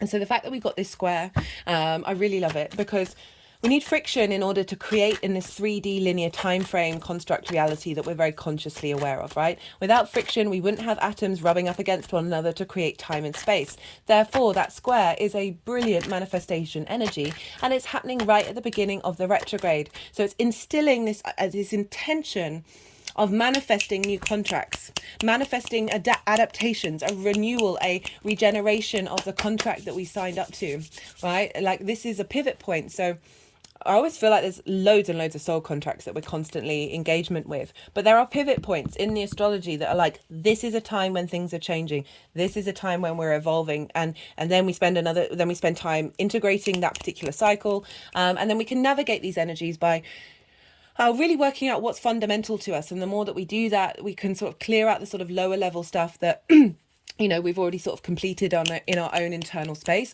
Sometimes those will show up just to let us know that we've completed them, right? But like, the more mindful, the more we get in touch with the root of who we are and how that stretches out into eternity. It's like, well, how am I going to play this game? How am I going to engage with this universe in a way that is giving a sort of, not only a spring in your step, but also this sense of that sort of philosophy aspect of it, of like, what are we all doing here? How is it to be a human being in this space and to evolve and grow, right? So this is a great transit to have in your ninth house of like reassessing what it is that you commit to in the way that you embody yourself.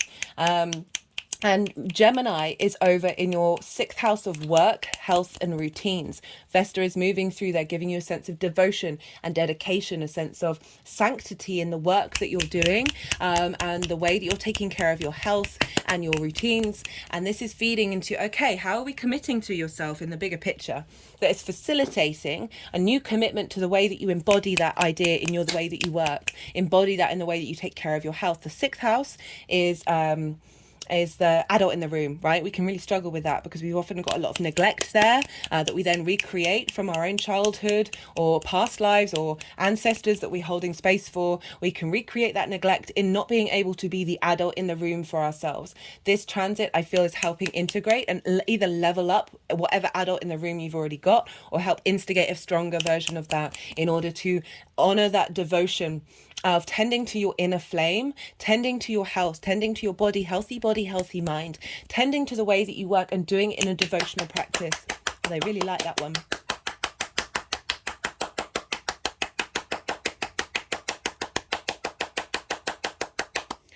Woo! There's also a lot going on this day. I've got lots more to say. I love this day for the retrograde. This makes me happy. This is the okay, how many times have I said this? This is 1, 2, 3, 4, 5, 6, 7, 8. This is the 9th time I've repeated this story, and I love it. I love it so much. Okay, at the same time, the moon is over in Scorpio, sextiling Mercury. So the moon, our intuitive body, our emotional body, how we nourish ourselves, how we nourish others, how our needs are being met, right? So the moon, this in a sextile energy, this is a Venus aspect. Venus wants to bring us creativity. My toes are wiggling. Okay, hey Venus. My hand's just gone over my heart chakra. Oh my God, her energy is so good right now. Loving it, right? I will talk about that Venus retrograde. She's in your 8th house. I'll bring you up later, babe. What am I saying? Scorpio, right? So the moon in Scorpio, sextile energy, there we go. Venus wants to bring creativity. She wants to bring love, connection, and harmony. She wants you to feel valued and find appreciation between whatever two things it is she's connecting. Okay, so unlike a trine, a sextile, you've got that root in common, and that's it. Okay, so you've got that yin night nature in common, but your different elements and your different modalities. Scorpio's fixed water. This is earth, mutable energy. And so, but there's that root, there's that bottom energy connection in common. So that's where the creative brainstorming comes in, because you understand each other fundamentally, but you're coming at things from different directions. So you're able to incorporate those 4 different aspects in a very easy way. So the moon in Scorpio, for you, that is for you Capricorn rising, that is in your 11th house of hopes and dreams, friends, groups and alliances, and reaping the benefits from your 10th house. So the moon is going to the depths of your emotional body, of what it is you hope and dream for, right? And providing intuitive support of making sure that your picture of yourself is in alignment with your truest hopes and dreams. Okay, because sometimes that can get distorted, right? This redevelopment of this renewal this revamping, this regeneration, this renovating energy that Mercury is doing is facilitating and clearing blocked energy in Virgo. Is the moon is saying, hey, I'm going to help you over here and let you know what needs haven't been met in order to align this with your philosophies and the way that you see yourself in the world. That is then feedback looping and facilitating how you then embody that in the actions that you take that are accentuating your hopes and your dreams. This is also about friends, groups and alliances, and sort of this energy feels like it could be drawing towards you groups and alliances that are in alignment with this future revamp of how you see yourself in the world, as well as reaping the benefits from your 10th house. Where are those needs not being met, or are they being met and you're getting intuitive hits about this revamp that's facilitating a growth in the way that you are recognized? Because the more that we understand our philosophies, our perspectives, the more that we embody them, the more in alignment with our soul and our heart, that then through that expression the vibrational frequency shifts and changes, and that's when the universe gives you a feedback loop of everything else that you're doing that's a knock-on of those perspectives, right, of integrating those perspectives into your day-to-day. With that Saturn opposition over in Pisces, which will be trining the moon. Oh my God, I'm so happy. There's quite a bit more, but it's all important and it's all going to repeat itself. So a lot of these aspects that I'm talking about, I know it's a lot of information. I'll be saying this again because they repeat, because we're dealing with a lot of outer planets and they have a longer term cycle. So when Mercury goes back round again on the retrograde and then comes forward, it's going to be hitting these same aspects. And so they are just integrating.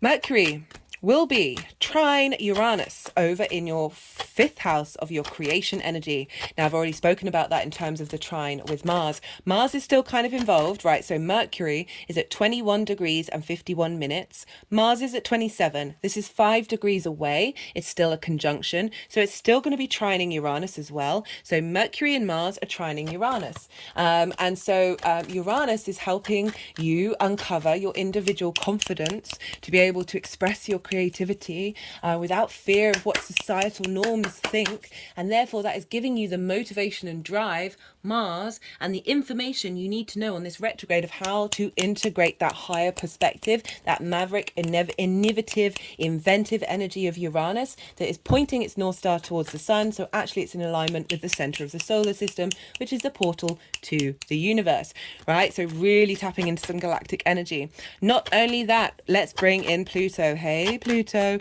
you got Pluto in your sign, Capricorn. This isn't unfamiliar territory. You've had Pluto there since 2008.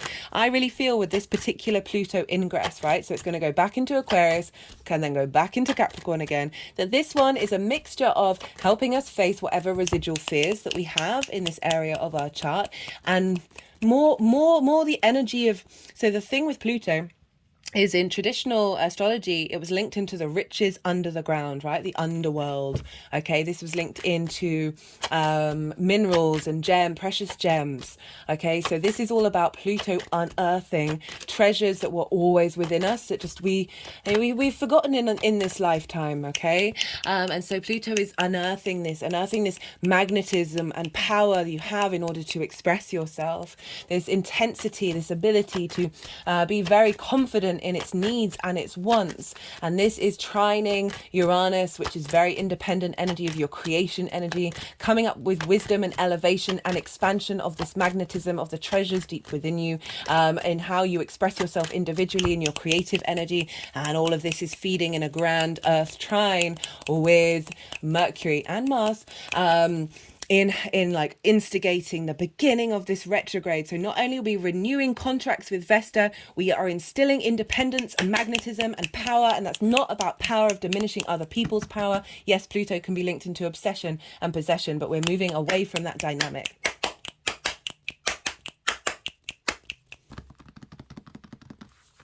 and realizing that we can have our power within us without needing to hold on to others, right? That's the Uranian energy feeding into Pluto to help in Pluto like separate away from needing the thing, right?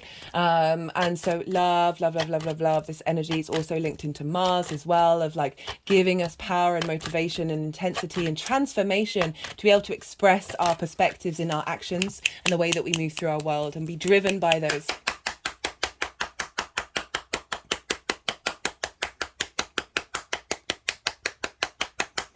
And finding the depths of those with this retrograde. They're all in a wide trine with Jupiter. So it's pretty wide for a trine if we're going by aspect alone, but Jupiter's still involved in this grand trine by sign. So that wisdom, that knowing that we have with Jupiter, that expansion of your creation energy is also feeding into this right at the beginning of the retrograde. And we have the opposition with Neptune over in Pisces. So Neptune's over at 26 degrees of Pisces. So Neptune, the ability to bring other worlds, other realities into our own, the magical, the mystical, the unconditional, the all the possibilities of the creator energy is where we find in Neptune. Very, very mystical, can be very sensitive. We can be very sort of overwhelmed when we tap into that multidimensional energy. So what I love about Saturn being there is helping temper our sensitivity with that. So Neptune's very much linked into the film industry. For those of you regulars, you probably heard me say this already, but I feel like it's very important with this transit to mention it, because that's about bringing a different reality into your own, right? There's an element of delusion with Neptune, but it doesn't have to be bad. Like it's not inherently a negative thing, that we can delude ourselves by immersing ourselves in that which isn't in the tangible 3D reality, but we can get a sense that it's elsewhere, without needing those concrete rational logistics. Right, so the films that were really popular with Neptune in Pisces since 2011 are the Marvel movies. What's the main theme in the Marvel movies? Well, lots of different people from different realities, different dimensions, coming together with either magic or tools or superpowers in order to save the world. Right. So that's, for me, that's Neptune and Pisces in a nutshell, really. Like, hey guys, very idealistic energy. We need to work together, collective water energy. We need to work together and realize that we are super beings and that we can do this if we work together. Please, guys. Neptune's going like, please, but also very aware of like, this is not real and it's also real. So I love that energy of like the bringing of the magic of the different realities right into the beginning of this retrograde of Mercury in Virgo, which is very practical, able to see the details of what's blocking that energy from getting in. And magic isn't all magicking something out of thin air, right? It's not, sometimes it is, sometimes it very much is that. But it's going to manifest in so many different ways for everybody. I don't want you to get blocked off with constructs that you have, limitations and assumptions that you have about what magic is. Magic is just science we don't understand, right? Understand yet. And don't limit yourself, okay? Don't have expectations of what's coming through, because I often find that can be the blocked energy, because you may be missing out on the subtleties of where you're like, oh, I appear to be co-creating with the universe right now. Cool. And sometimes it's not really loud. Sometimes it's just this thing where you just keep noticing these little things and you're like, okay, what's going on here? Like be in a state of observation, but don't walk into it with assumptions and expectations. But I love how this is right at the beginning of the retrograde. On the 4th of September, this is when Venus goes direct. And the reason why I'm bringing this up is because, one, the sun is in Virgo, which is ruled by Mercury. So Mercury is having an influence on this direct motion of Venus. Okay, and Venus is over in your 8th house of your give and take between you and the outside world, the outside world's resources. This is 3D and 5D inheritance, very magical house. It can be the intimacy, the exchange of ideas, money, things, passions. It can also be like mortgages, car loans, loans in general, big money rather than the day-to-day monthly money of the second house. So like stocks and shares and that kind of stuff. But just generally with that Venus retrograde, my focus has been on the dynamics between you and the outside world. It's also the dynamics between you and your partner, or you and your business partner. It's how that relationship shows up in the give and take. Sometimes we give too much, sometimes we take too much, right? And it's getting that into balance. Sometimes we don't feel like we're supported by the outside world, sometimes we do. And it's really finding that balance and working out how to operate from a heart space in that area. So Venus is doing a number over there, like she's revamping that whole thing for the next 8, like that's going to start in the whole 8-year cycle. And what I like about this is that even though she's gone direct, she's still going to be in that phase 3 of going back over the degrees that she went retrograde over. And while that's happening, this is when Mercury's going to be retrograde. So so this give and take, this revamp, we've now got a retrograde in the 9th house, which is how you see yourself in the world, that is influencing this leveling up. This is influencing the development of the give and take between you and the outside world. So really making sure this independent energy is making sure you do not form into codependency that is unhealthy, right? Like giving and receiving is a wonderful thing. It's why we're here. It's what we're doing. But there are so many unhealthy ways of doing that actually are so short-term thinking, even though we do think we're helping, or we may be codependent the other way, where we let people do whatever it is that they need. We let people do all the things for us because we, for whatever reason, like we have the capacity of going both ways. I just need to pause again. Sorry about that, Capricorn. As I said, I got a little bit of a tickly throat for some, I'm sure there was a reason for it, but I can't think why, but definitely energetically from the shadow phase. Right, so this is why I really like this this day. There's more reasons in this, because Mercury will be exactly trine Jupiter again. And also the moon will be conjunct Jupiter in Taurus. The moon is exalted in Taurus, right? So she's raised up high there. Mercury's raised up high in Virgo. They're communicating with each other with Jupiter, providing elevation, expansion, opportunities of deep understanding about where that creative energy comes from, how to utilize it, what to work with it. The moon's there. The moon gets to feel good in Taurus because she's raised up high by Venus energy. Venus wants us to feel good in the 3D world. The moon doesn't need to feel this desire for safety, of control, of making sure everything's okay. The moon can just like pig out on whatever it is that you want to pig out on, right? That can getting really stimulated to get creative around this time. Enjoy your physical senses, enjoy doing whatever it is that brings you joy is a wonderful thing. And that is boosting how you see yourself in the world, right? We need that joy. You're really getting a lot of joy being fed into this.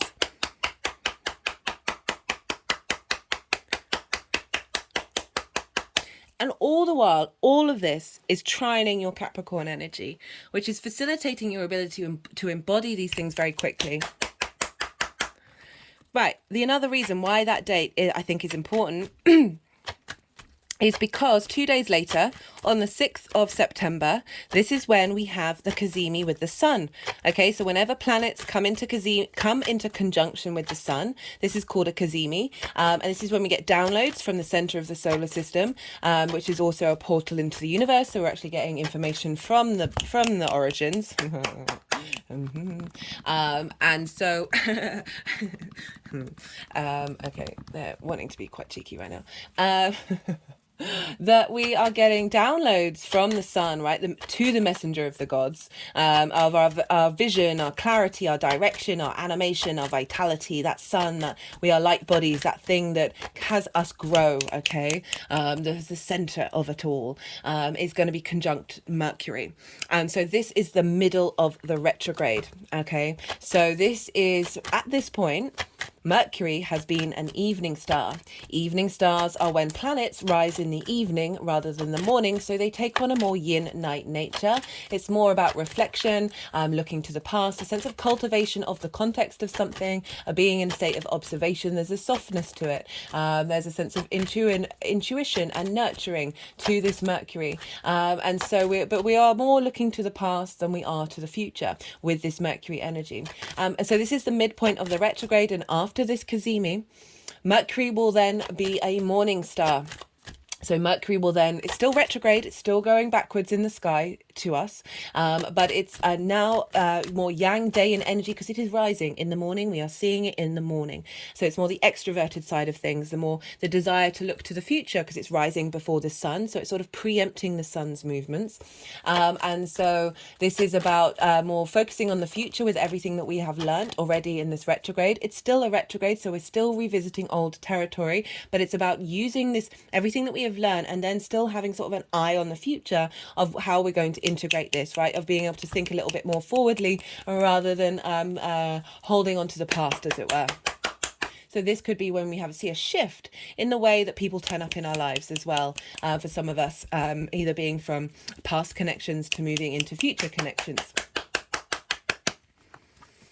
And yeah, so yep, that's also with the trine with Jupiter. So that's still kicking around, where we've got all this wisdom and expansion and generosity coming in to the messages that are being downloaded, that are connected to your creation energy, okay? So really a lot of joy coming through in the way that you're reinterpreting how you see yourself in the world. On the 15th of September, this is when we have the new moon in Virgo. So I will be doing a transit video on this and pulling cards for each sign. But I'm bringing it up because this is the day of Mercury going direct. However, at the exact time of the new moon, Mercury's retrograde, right at the end, station direct, right? So again, that's slowing down, and that's when the energy gets really intense. It gets magnified, boom, boom, boom, boom. And we were, okay, my head's just rolled back. They've just gone over my heart chakra. Okay, come on, lift my head up. Go on. Nope. Okay, all my spine curved back. They're now tapping around my throat chakra. Up to the third eye, to the temples, back to the third eye. Whoa, okay, dizzy. Head back again. Okay. Whew. Guess they enjoyed the noise of boom, boom, boom, boom. I should stop doing that. Right, okay, I'm going to push through. So, the day it's exact, the moment it's exact, is retrograde, okay, of the new moon. So, not only is this a Mercury retrograde, which so often in charts you do notice that there's depth to the way that people communicate, or the ideas that they communicate are more well-rounded and more thought out and have more longevity to them. I mean, that's not across the board, but there's certainly a theme. It's often with retrogrades, when people have it in a natal chart, it can take them a while to get to that place because they've got to go down many different routes in order to get somewhere, the detours. Anyway, so we've got this very intense, depth-filled retrograde energy, but it's right at the end, so it's got all of the knowledge of that retrograde, of that revamping of the new contracts, and that is feeding into the new moon. It's instigating a new cycle in your area of Virgo for the next 6 months. I can't wait to read that moon. That's going to be great. I'm really looking forward to it. So we've got that new moon, and then not long later, Mercury is going to go direct. And at the time it goes direct, we've got the Sun trine Uranus.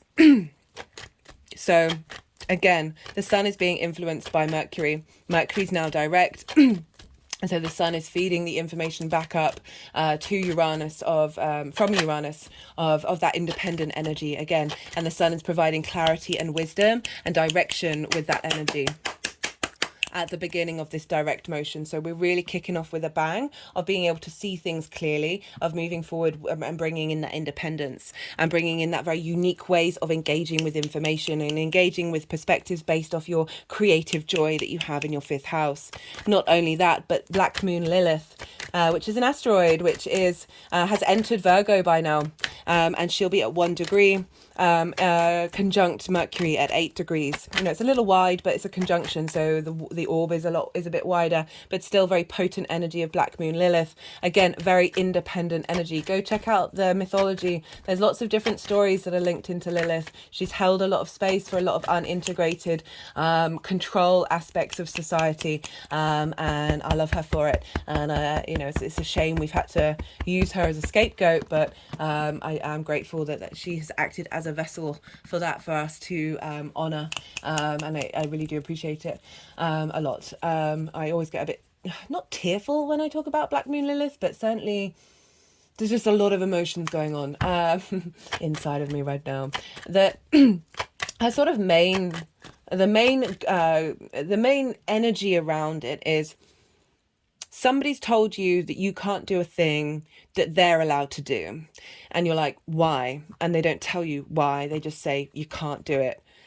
Lilith will pick up her stuff and leave. If she's willing to engage in a sense of equality, a sense of mutual respect, and openness, and if she's not getting it, she's out, she's gone, she's going to go and live her own life. Okay, so it's not about not trying, it's not about not facilitating and being open to discourse in conversations and relationships. That's not just romantic, but can be very much romantic. She really embodies the independence based on mutuality, and if she's not getting it, she's out. Like her boundaries are very clear,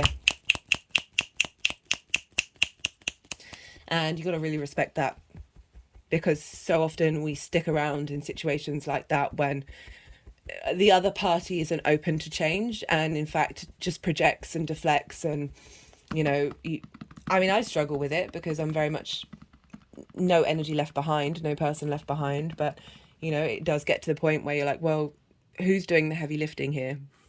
But with Lilith, it's more like the denial of something, not based on fact, just because of a sort of hierarchy, and she's not into it. So I love the fact that Lilith and Mercury are talking to one another right at the beginning of Mercury moving forward, because it's really instilling this independent energy that's honoring your boundaries, honoring this new set of contracts that are coming into form that you're now integrating, moving forward in this direct motion. And this is all opposite Saturn. Again, Saturn's like, hey guys, right, cool story, but make sure you're walking with integrity, otherwise I might mess you up a bit. I love Saturn so much, even though it's been a very difficult part of my life. That you like, just do what. Of all the planets, it's really kind of like with Saturn, of like, if you mess around, there will be consequences.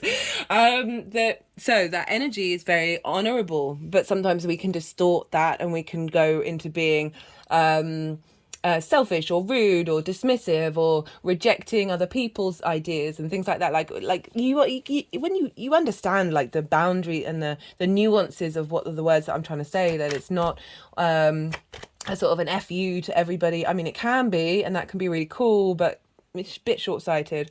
We are tribal after all, and we're all in this together, and the world is crazy. So how about we foster things through love and respect and integrity? That would be cool, would it not? In my opinion. I hate myself every time I do that. just say the words, Chloe. If you're gonna you don't have to agree with it. I think that's a given. Right. So Lilith, Mercury opposite Saturn, making sure that we bring these philosophies, this independence, this sort of sense of equality in our perspectives into our day to day, right? So I really can't stand hypocrisy. Okay, it's one of those things that immediately all my heckles, all my feathers like raise up, like everything. I'm just on edge. It's because I'm immediately enraged. If somebody's criticizing somebody for doing something that they do all the time, and I'm just like, can you not see it? Can you not see it? So arguably Saturn's like, hey, let's not be hypocrites. Let's make sure that you're not enforcing your ideas on other people without doing them yourself, or judging people on things that you are in fact doing. Let's make this inclusive. Let's make this from a space of responsibility and duty and integrity. And I mean those words with all the honor in the world. They are not bad words. They are wonderful words. And while still you've got all this stuff going on in your fifth house of joy, right? So that's still feeding into that, into where Saturn is, of like bringing the joy into the way that you communicate, as well as this honoring of walking a talk without hypocrisy and keeping yourself in check. Essentially, Saturn's like, make sure you keep yourself in check, otherwise you might get egg on your face. Wonder where that phrase came from about getting egg on your face. I know it's a real common thing. I mean, even in modern protests, but certainly throughout history of throwing eggs at people. I guess it's because that yolk is quite gross to have on your face, and it's kind of like the slime from slugs that you're like, that's not coming off after like 10 washes. Like what is that stuff? Like, I guess the egg is kind of like a version of that in the animal kingdom, that is quite gross to throw at somebody. Okay, so we don't have much between that retrograde, the direct motion, and when Mercury is out of shadow. So the next day is in fact the day that Mercury's out of shadow. So we've got all this very intense energy at the days of the shadow, entering shadow on the 4th, the retrograde itself, and the direct motion. We don't actually have that much, and the Kazemi. We don't, and then the shadow. We have very little in between all of that. So that's why I've really been like honing in on these days and what this energy means, is because that's really influencing a lot of Mercury. Like Mercury's not then getting influenced by other things in such a dramatic way. It's very much, this energy is holding this retrograde. And this energy is beautiful. I love it. Right, so on the 30th of September, this is when Mercury is out of shadow. This is starting that new section. So I don't think I mentioned that, right? So maybe I did. If there was a book, right, it's got chapters in it, but it's also got sections that hold certain chapters in it. So this coming out of the shadow is like starting a new section in the book. It's encompassing the knowledge and understanding that you've had of reading up to that point, and now it's starting a new journey with everything that you have learned, moving forward into new territory with that wealth and that depth of that revamp and that rejuvenation and that renovation that Mercury's done in your 9th house. So 30th of September, we now have Mercury trine Uranus. So this is the same aspects that were going on with the beginning of the retrograde. And so we've got that trine with Uranus. So now we're instigating, it's like a reaffirming, constant reaffirming of this energy at different stages in order to integrate it on such a deep level. Oh, sorry. I just did some work around the back of my neck. Now at the front. Okay. And then we've got the trine with Pluto. Again, a reaffirming of the magnetism of the treasures that have been revealed and how we're instigating on the new part of the journey with that. The magnetism, the intensity, the desire to explore that which we haven't been able to explore through fear. That trine with Uranus of really being able to break free and think very differently in the way that we operate in the world and the way that we find our joy. That is very independent to us, and we're not caring necessarily about the societal norms. Obviously, consent and respect and doing no harm is a very important part of this message.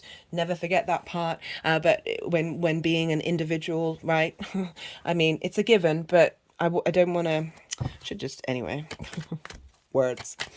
We've also got the opposition with Neptune, again, bringing that fantasy reality, bringing the different dimensional energy into the way that we now move into the new part of the chapter, the new part of the section, into that next way of, the next part of the next, how many degrees? 8 degrees of Virgo, that we're then going to be those higher degrees of instigating this new chapter with the depth of those later degrees of the Virgo energy. And so this energy we're going to be feeling for like pretty much the rest of the transit, because they are all wider orbs. Neptune's around 26 degrees, might be 25 by this point. Pluto's should be maybe around 27. So, you know, Mercury's going to be hanging out with these energies for the rest of the journey, which is quite a phenomenon. Right, so there's another aspect that's happening on this day that I'm going to probably do a separate transit video on, but I do want to mention it because it's pretty much a powerhouse of a transit. So Venus will be conjunct Juno over in Leo. Juno is commitment. It's your ride or die, through thick or thin, like that person you're going to stand by, or that thing or that idea or whatever it is that you're going to stand by. This new, and with Venus, she's now, she's not quite out of shadow yet. That will be on the 7th of October, but she's direct, right? So she's moving forward with all the information that she's been gathering with Juno of committing to this new heart space. They're just tapping on the heart. And it's sextile Mars over in Libra, right? Venus and Mars rule the nodes right now. The south node is in Libra, where Mars will be conjunct the south node. The north node is over in Aries, which Venus is trining with the moon on the north node. Okay, so this is Mars in the sign of Libra. Mars in the sign of Libra, really bringing in an integration of our understanding of our motivations and drives in social environments, being able to be comfortable being yourself in a social, not social pleasing, with this commitment of this new independence that Venus is bringing into our heart space, with the moon on the North Node in areas of getting intuitive hits of where we're heading and what's not working in order to facilitate this journey, right? This is happening on the day that Mercury moves out of shadow. We've got this very powerhouse of energy between Venus and Mars, with the nodal energy where Mercury is going to be moving very quickly into Libra. So really, I really like this. I like this energy a lot. On the 2nd of October, this is when this is the last day that Mercury's in Virgo, and will then move into Libra when you then start to integrate it into your life purpose, your career, Capricorn rising. This is going to square your Capricorn energy, and so we're going to have this whole new revamp and this ability to walk comfortably through the world with the way that you think about yourself. Is then going to have a ripple on effect in your career, because you're able to embody these perspectives in the way that you express yourself, and then draw in frequencies and vibrations that are more in alignment with your soul's purpose. And at the same time, on this day, we've got the opposition with Neptune. Again, this is very the ability to bring the magic into your perspectives, and bring the practicality of your perspectives into your day-to-day. So it's really harnessing that inner and the outer world with the moon on Uranus. Wait. Love it. Intuition coming from very quick, fast, rapid fire downloads, last final ones from Uranus. Love it. Okay, that is everything that I wanted to say for that. That was a fair amount. And so I am going to, they haven't put the deck down, and even with all that talking, the cards haven't come out, which is always fun when that happens. I'm going to go quiet now, because you've had the Yang Day side of the reading. You've had the extrovert, the non-stop talking information, the stimulation, the go, go, go, go, go, go, go, the action-based side of the chart, the day side of the chart. Now we need our day and we need our night. We need our action and we need our rest. So this is going to be the yin night side of it. You've had so much information thrown at you. This is a time to soften your mind and allow that all to digest, and then see what intuitive hits are coming up about this transit for you, which is going to be going on for the next couple of months, and see what's popping up for you intuitively. I'm going to go quiet because I've said everything that I've wanted to say. And also, once they've finished shuffling the tarot, and they put the deck down, they'll want to do some energy work. And then they'll want to move the cards around into those 4 piles. Once they've done, and I find it difficult when they're moving the cards around, because I've got to soften my mind as well. Me too, I'm also doing it. And it's difficult for me to channel, think and talk in the way that I currently do when I'm doing that kind of channeling. So this is why I go quiet, and then I will come back around and integrate the tarot in with the astrology that I've just talked about, and see what's coming up from another form of divination, to see what the tarot has to say for us all for the Capricorn energy.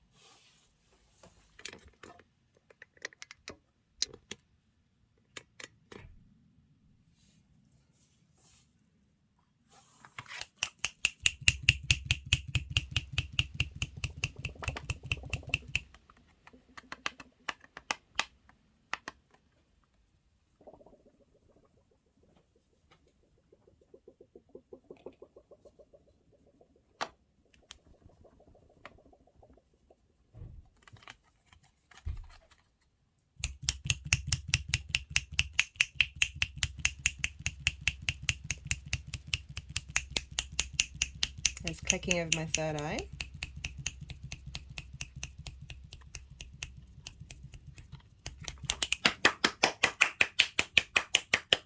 Okay, they were just sort of rolling around all those 9 cups and sort of integrating them all in. It felt like it was bringing in some integration of all those possible philosophies and ideas that you have, and finding confidence in them. Okay, so that's what came through when I was reading, when they were doing that. But we shall see where it actually wants to end up.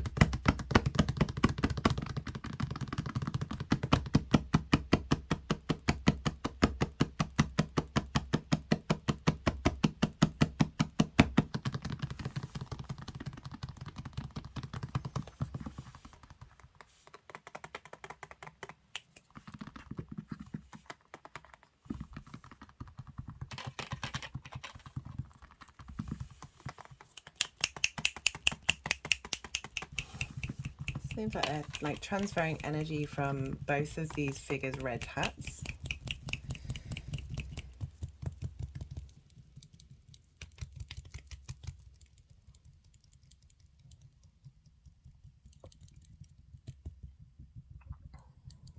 They're sort of tapping over my head and up to the crown chakra.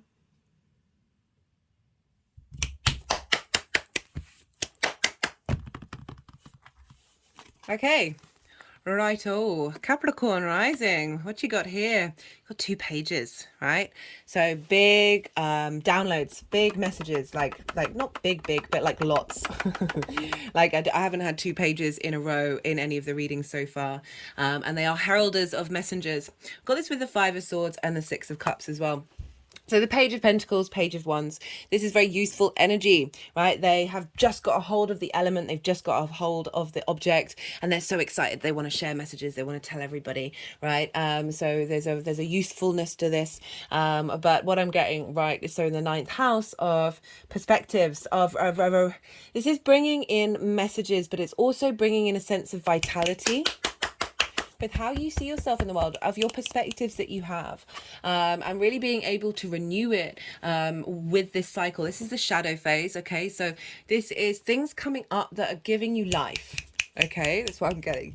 Messages that are coming through that are just like invigorating, exciting, and there's a part of it that could be a lot of stuff coming up from childhood as well, because these are kind of like the sort of the child of the court card of helping process any blocked energy from messages that you're getting from maybe from other people or other situations that come into your life that are helping clear out any blockages that you have. But and the reason why I say that is because we do have the 5 of Swords here, which is conflict energy, right? So this is the bully in the room.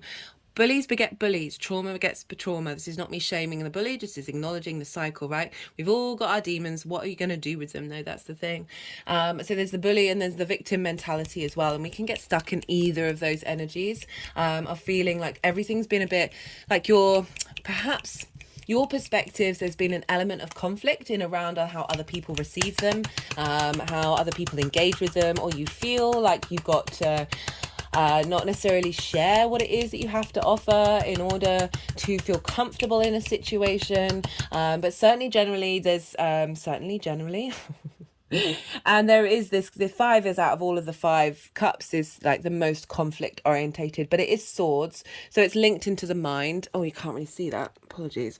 It's linked into the mind. It's linked into thoughts and ideas and perceptions, right? So there could be a certain viewpoint of how you see yourself in the world that has become the bully in the room of all the other thoughts and all the other perspectives, that has taken over, and not necessarily in a good way, but it also, there could be, and I just, there's just this element of, even though this is very useful, I'm getting joy coming out of this energy, that this is providing support to help navigate whatever sort of unconscious deep spaces that you have within you, that has blocked you from being able to hold your own truth.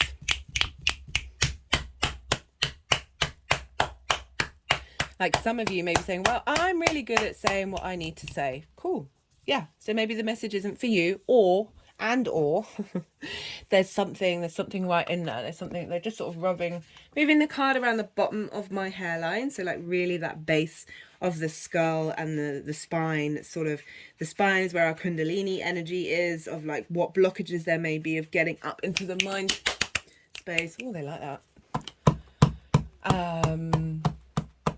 Yeah, I just feel like you're gonna get things, little things that are gonna happen, that are gonna, on a very subtle energetic level, bring about wisdom and understanding about this, whether conscious or not, that there's gonna be shifts and changes, because we have all of this energy being crowned by the Six of Cups. Six of Cups, very, very protected energy. Okay, so it's biggest house in the tarot. There's a sense of safety and security coming in, and this is always a message from the past. Okay, or the ability to, so it can either be past lives, or it's sort of just this ability to look to the past and be at peace with it, right? Move away from that conflict, be at peace with it, because there's flowers in these cups. There's a sense of emotional abundance in the way that we look to what has just happened, or what we've been holding on from past lives, that are now moving from a space of the bully in the room and the conflict energy to a space of abundance, to a space of protection,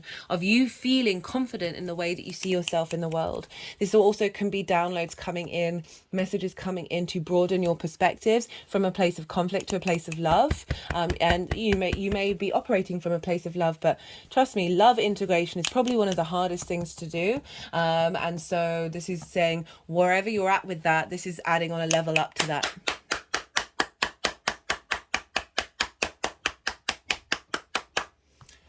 Okie dokie.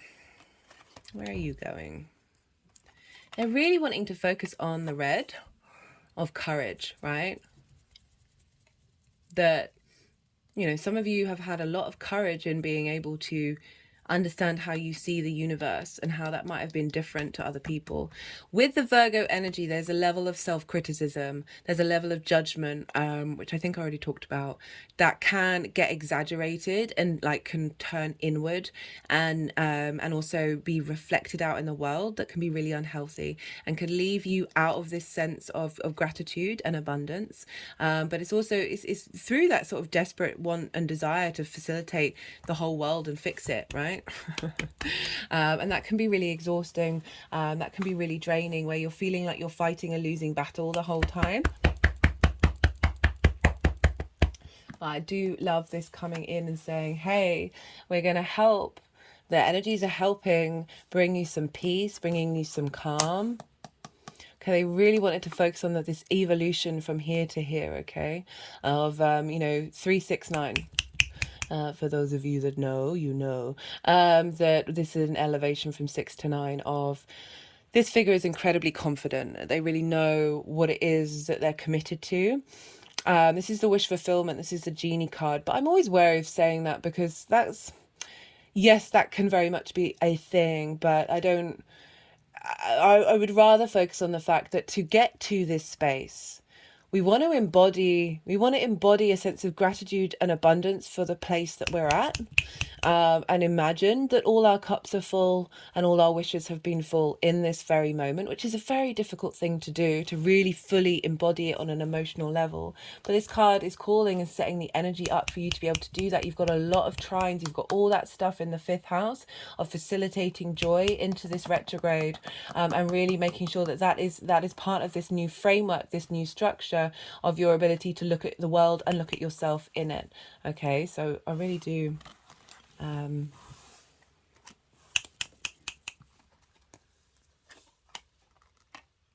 okay, so this is instigating getting there. Love it. Okay, for the retrograde itself, got the 8 of Cups, and we've got the Knight of Pentacles. Oh, did I not move that up? I thought I did. The Knight of Pentacles. So this is about going on a journey. I love the 8 of Cups. It's about leaving something comfortable, but more important, like the way I always start with that, but I should just start with how I read it. It's about leaving habits and trauma responses behind that feel comfortable because they are deep in our unconscious space.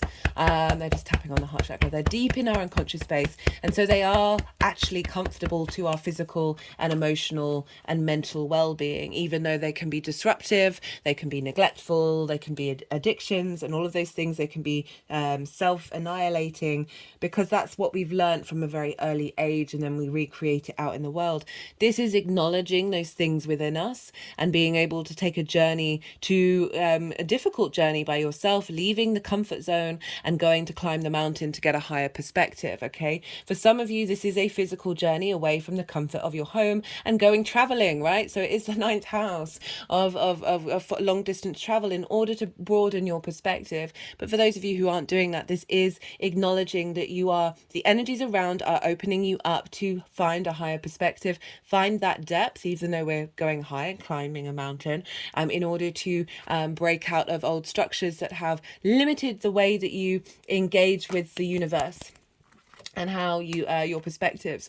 With the Knight of Pentacles, so earth energy coming in, slow and steady wins the race with this retrograde of look how big this horse is. I didn't quite know why they put that down, but look how big that horse is. It's the biggest horse of all the knights, right? You're going to get where you need to go. You don't need to rush. There's an acknowledgement of loyalty, of duty, of commitment. This field is plowed, but there isn't any seeds in it. It's acknowledging that this retrograde, you are starting a new journey, right? You're starting new contracts with the way that you embody the work that you do, the actions that you take, based off of the philosophies that you are incorporating and finding depth with, right? There's wisdom and strength with the oak leaf, right? This honoring and acknowledging the 3D world and having a duty and responsibility to it. Okay, so many of us can get focused on the 5D. I mean, it drives me crazy, but you know, each to his own. That our souls, in my opinion, soul signed up to be in this 3D incarnation, right? And some of the energies that I channel, they love it. I think they'd quite like to be here. Like I know it's a nightmare out there. I'm fully aware of that, and do experience it myself. That it can be really heavy to get sucked down into that, but to reject it entirely is just no. No. And that this is starting new contracts, starting new commitments to yourself, to the loyalty to yourself, and starting on a new adventure that may take time to integrate, but it's going to be worth it in the long term, because it's bringing about solidity in the 3D world that is based off of these higher perspectives that are getting channeled in. Yeah, definitely. Yeah, there's a lot coming in here from past life, different dimension stuff, right? That's what I'm getting with this one. That is opening the doorways, opening portals for you to find this commitment, and this the strength to break out of old patterns that have blocked the ability to expand in a 5D integrated 3D way. So I really like that. Okay, so for the post-retrograde phase, where are you going? Is this just roaming around? Is there anywhere that it wants to go? Does it want to go just go everywhere? Okay.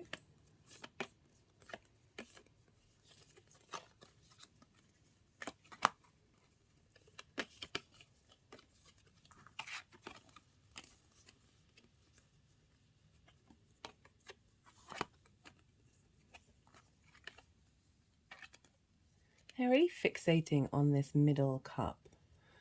Well, that may be a message for some of you. Nothing's popping up in my mind, so no direct channel with that one. Okay. It's as if they want to take up all my time.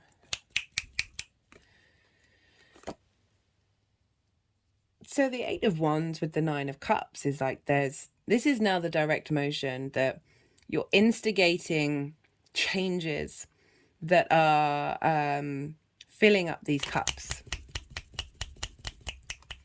That this transit is activating and instigating the reality of this change, of this confidence, right? So again, we've got red, of courage, of moving somewhere. There's an acknowledgement of the journey that this person has made in order to get to this. Got the 8 and the 9 of having gone through something difficult, having moved away from comfort. You are actually an embodiment of yourself, because you're not sacrificing how you view the world in order to fit in anymore. And that's the change that's getting instigated with this direct motion, because the direct motion is when we start to implement all the changes that have happened, right? It's not quite starting that new chapter, but it's certainly bringing in a new dimension, right? We've got the High Priestess with the Ace of Swords. So clarity and intuition, knowing that with this shift and this change that you are tapping into your understanding of who you are. You're able to, through that, draw situations towards you that are more in alignment with that frequency within you, based on the perspectives that you have of finding clarity, finding truth, and being confident in it, and knowing that it comes from within you and not from outside. I mean outside of, it's not from society, it's coming from your engagement with your perspectives and being able to express that. There's a renewal of your ability, this confidence, rather than the 5 of feeling like there's conflict energy, of the very, very confident energy. Remember, all that independent energy of you being able to be confident, understanding your principles and sharing them. And the reason why I say that so strongly is because the final cards are the Queen of Swords and the King of Swords. So this is all about clarity. This is all about a depth of truth that is within you, that is being instigated within you, that these two, they're not bothered by what anybody else thinks, right? Especially the swords, right? They really not phased. Like the just sort of waving them around my ears. The Queen of Swords, right? She acknowledges that she's been through some difficult times, but she is confident and independent in what she's nourishing. She's nourishing these perspectives that you have grown and you have built over time, and being able to share that information, but not be influenced by others in a way that is coming from a difficult place, rather than being influenced by hearing somebody saying something that you haven't heard before. It's helping you open your perspective. It's not that. It's about, they're not kowtowing. They're not kowtowing to outside society's influence. And then the King of Swords is is just, these are the facts. These are the facts, right? And this is what I think, and this is how I'm going to take action based on that, right? A real embodiment of self in these perspectives. Oh, goodness me. This has been a long one. I think we're nearly at 2 hours here for you, Capricorn. Right, I'm very quickly going to read, going to pull some clarification cards. Right, let's see what wants to come out for this Mercury retrograde. Yeah, love the progression of the swords, actually, with the 5 to the Ace to the King and Queen. I do like that, moving away from conflict to a renewal, to a confidence, of perspectives, like of your morals, of your ethics, all of that jazz. Right, so let's see what wants to come through from the numerology deck. All the decks are in the description box if any of them take your fancy. I did not want that one. That was health. So we have health cropping up in the 6th house, which is Gemini, ruled by Mercury. And so that's where Vesta is. A rededication to your health, a rededication, a real rededication to the way that you work, to the 3D realm, and that routine that you have of being able to instigate new commitments in that way that is based off of these reassessment of how you see yourself in the world. Because if we, on a very unconscious level, don't see ourselves as part of it all, then I was about to say, then we struggle being the adult in the room, which is the 6th house. And this is the card that came out. Ay. Right, so really unraveling trauma bonds around issues that may have come up in your early years that have you not being able to parent yourself in the best possible way. And this is really coming through to let you know that that energy is getting set free and you're able to be, as I say, be the adult in the room for yourself, right? This is very adult in the room energy. Yes, it could be a little dry. It could be a little cool, a little too much logic. But I'm not getting that for this energy. It's just really honing in the point that you're just going to have more sense of knowing within you. That means that you're not going to falter in the way that you express that. With all that stuff going on in the 5th house as well, which is to do with children. For some of you, this may be linked into working with children or your own children that you have. We just got emotion, control of self.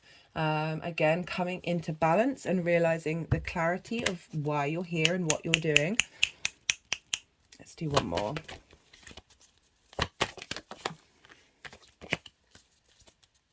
Just because the 5th house is linked into children and creation energy. So these cards are being funny. That could definitely be a thing with that trine. We've got code, puzzles, synchronicities, coincidences.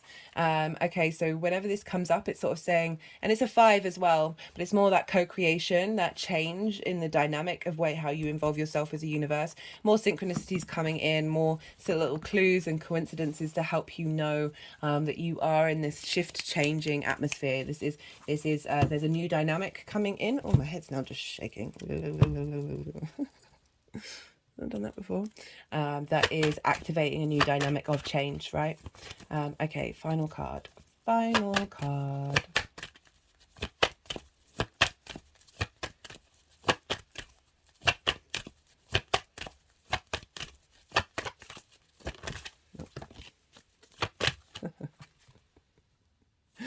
Okay, so this sort of half fell out, and when they sort of half fell out, I'm like, I need a proper jumper, otherwise they're not coming along. But then I saw what it was, and I was like, oh, okay. A change is going to come, huh?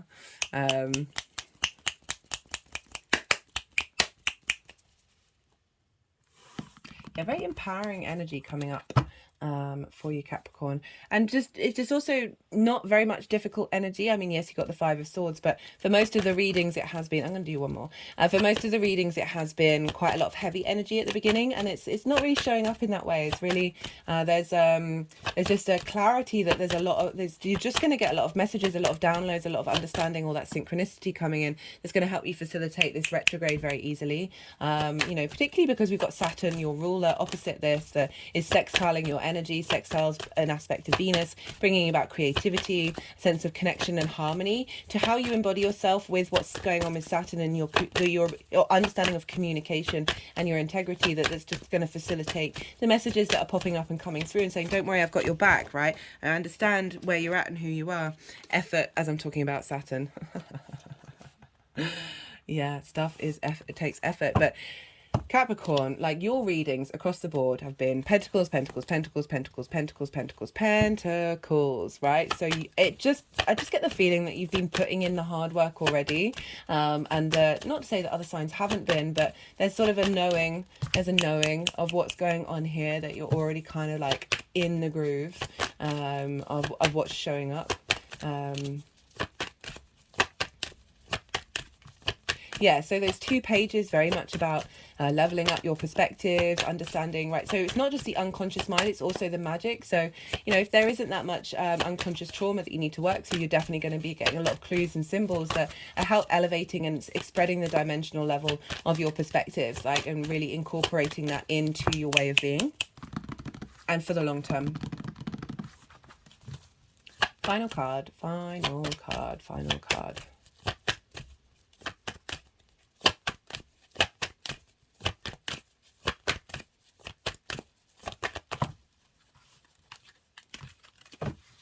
Okay, let's do one from this deck. No, they're not actually really wanting any, to be honest. This one again.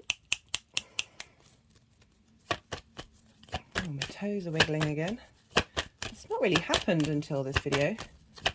When did it activate? It was with Venus, wasn't it? Oh, I didn't. Yeah, I did kind of mention Venus. I think she's had enough airtime. She's over in her own playlist. Go check out the Venus Retrograde series. Understanding your own individuality. That's come up a few times. I'm not surprised with all the aspects and being confident in it and comfortable.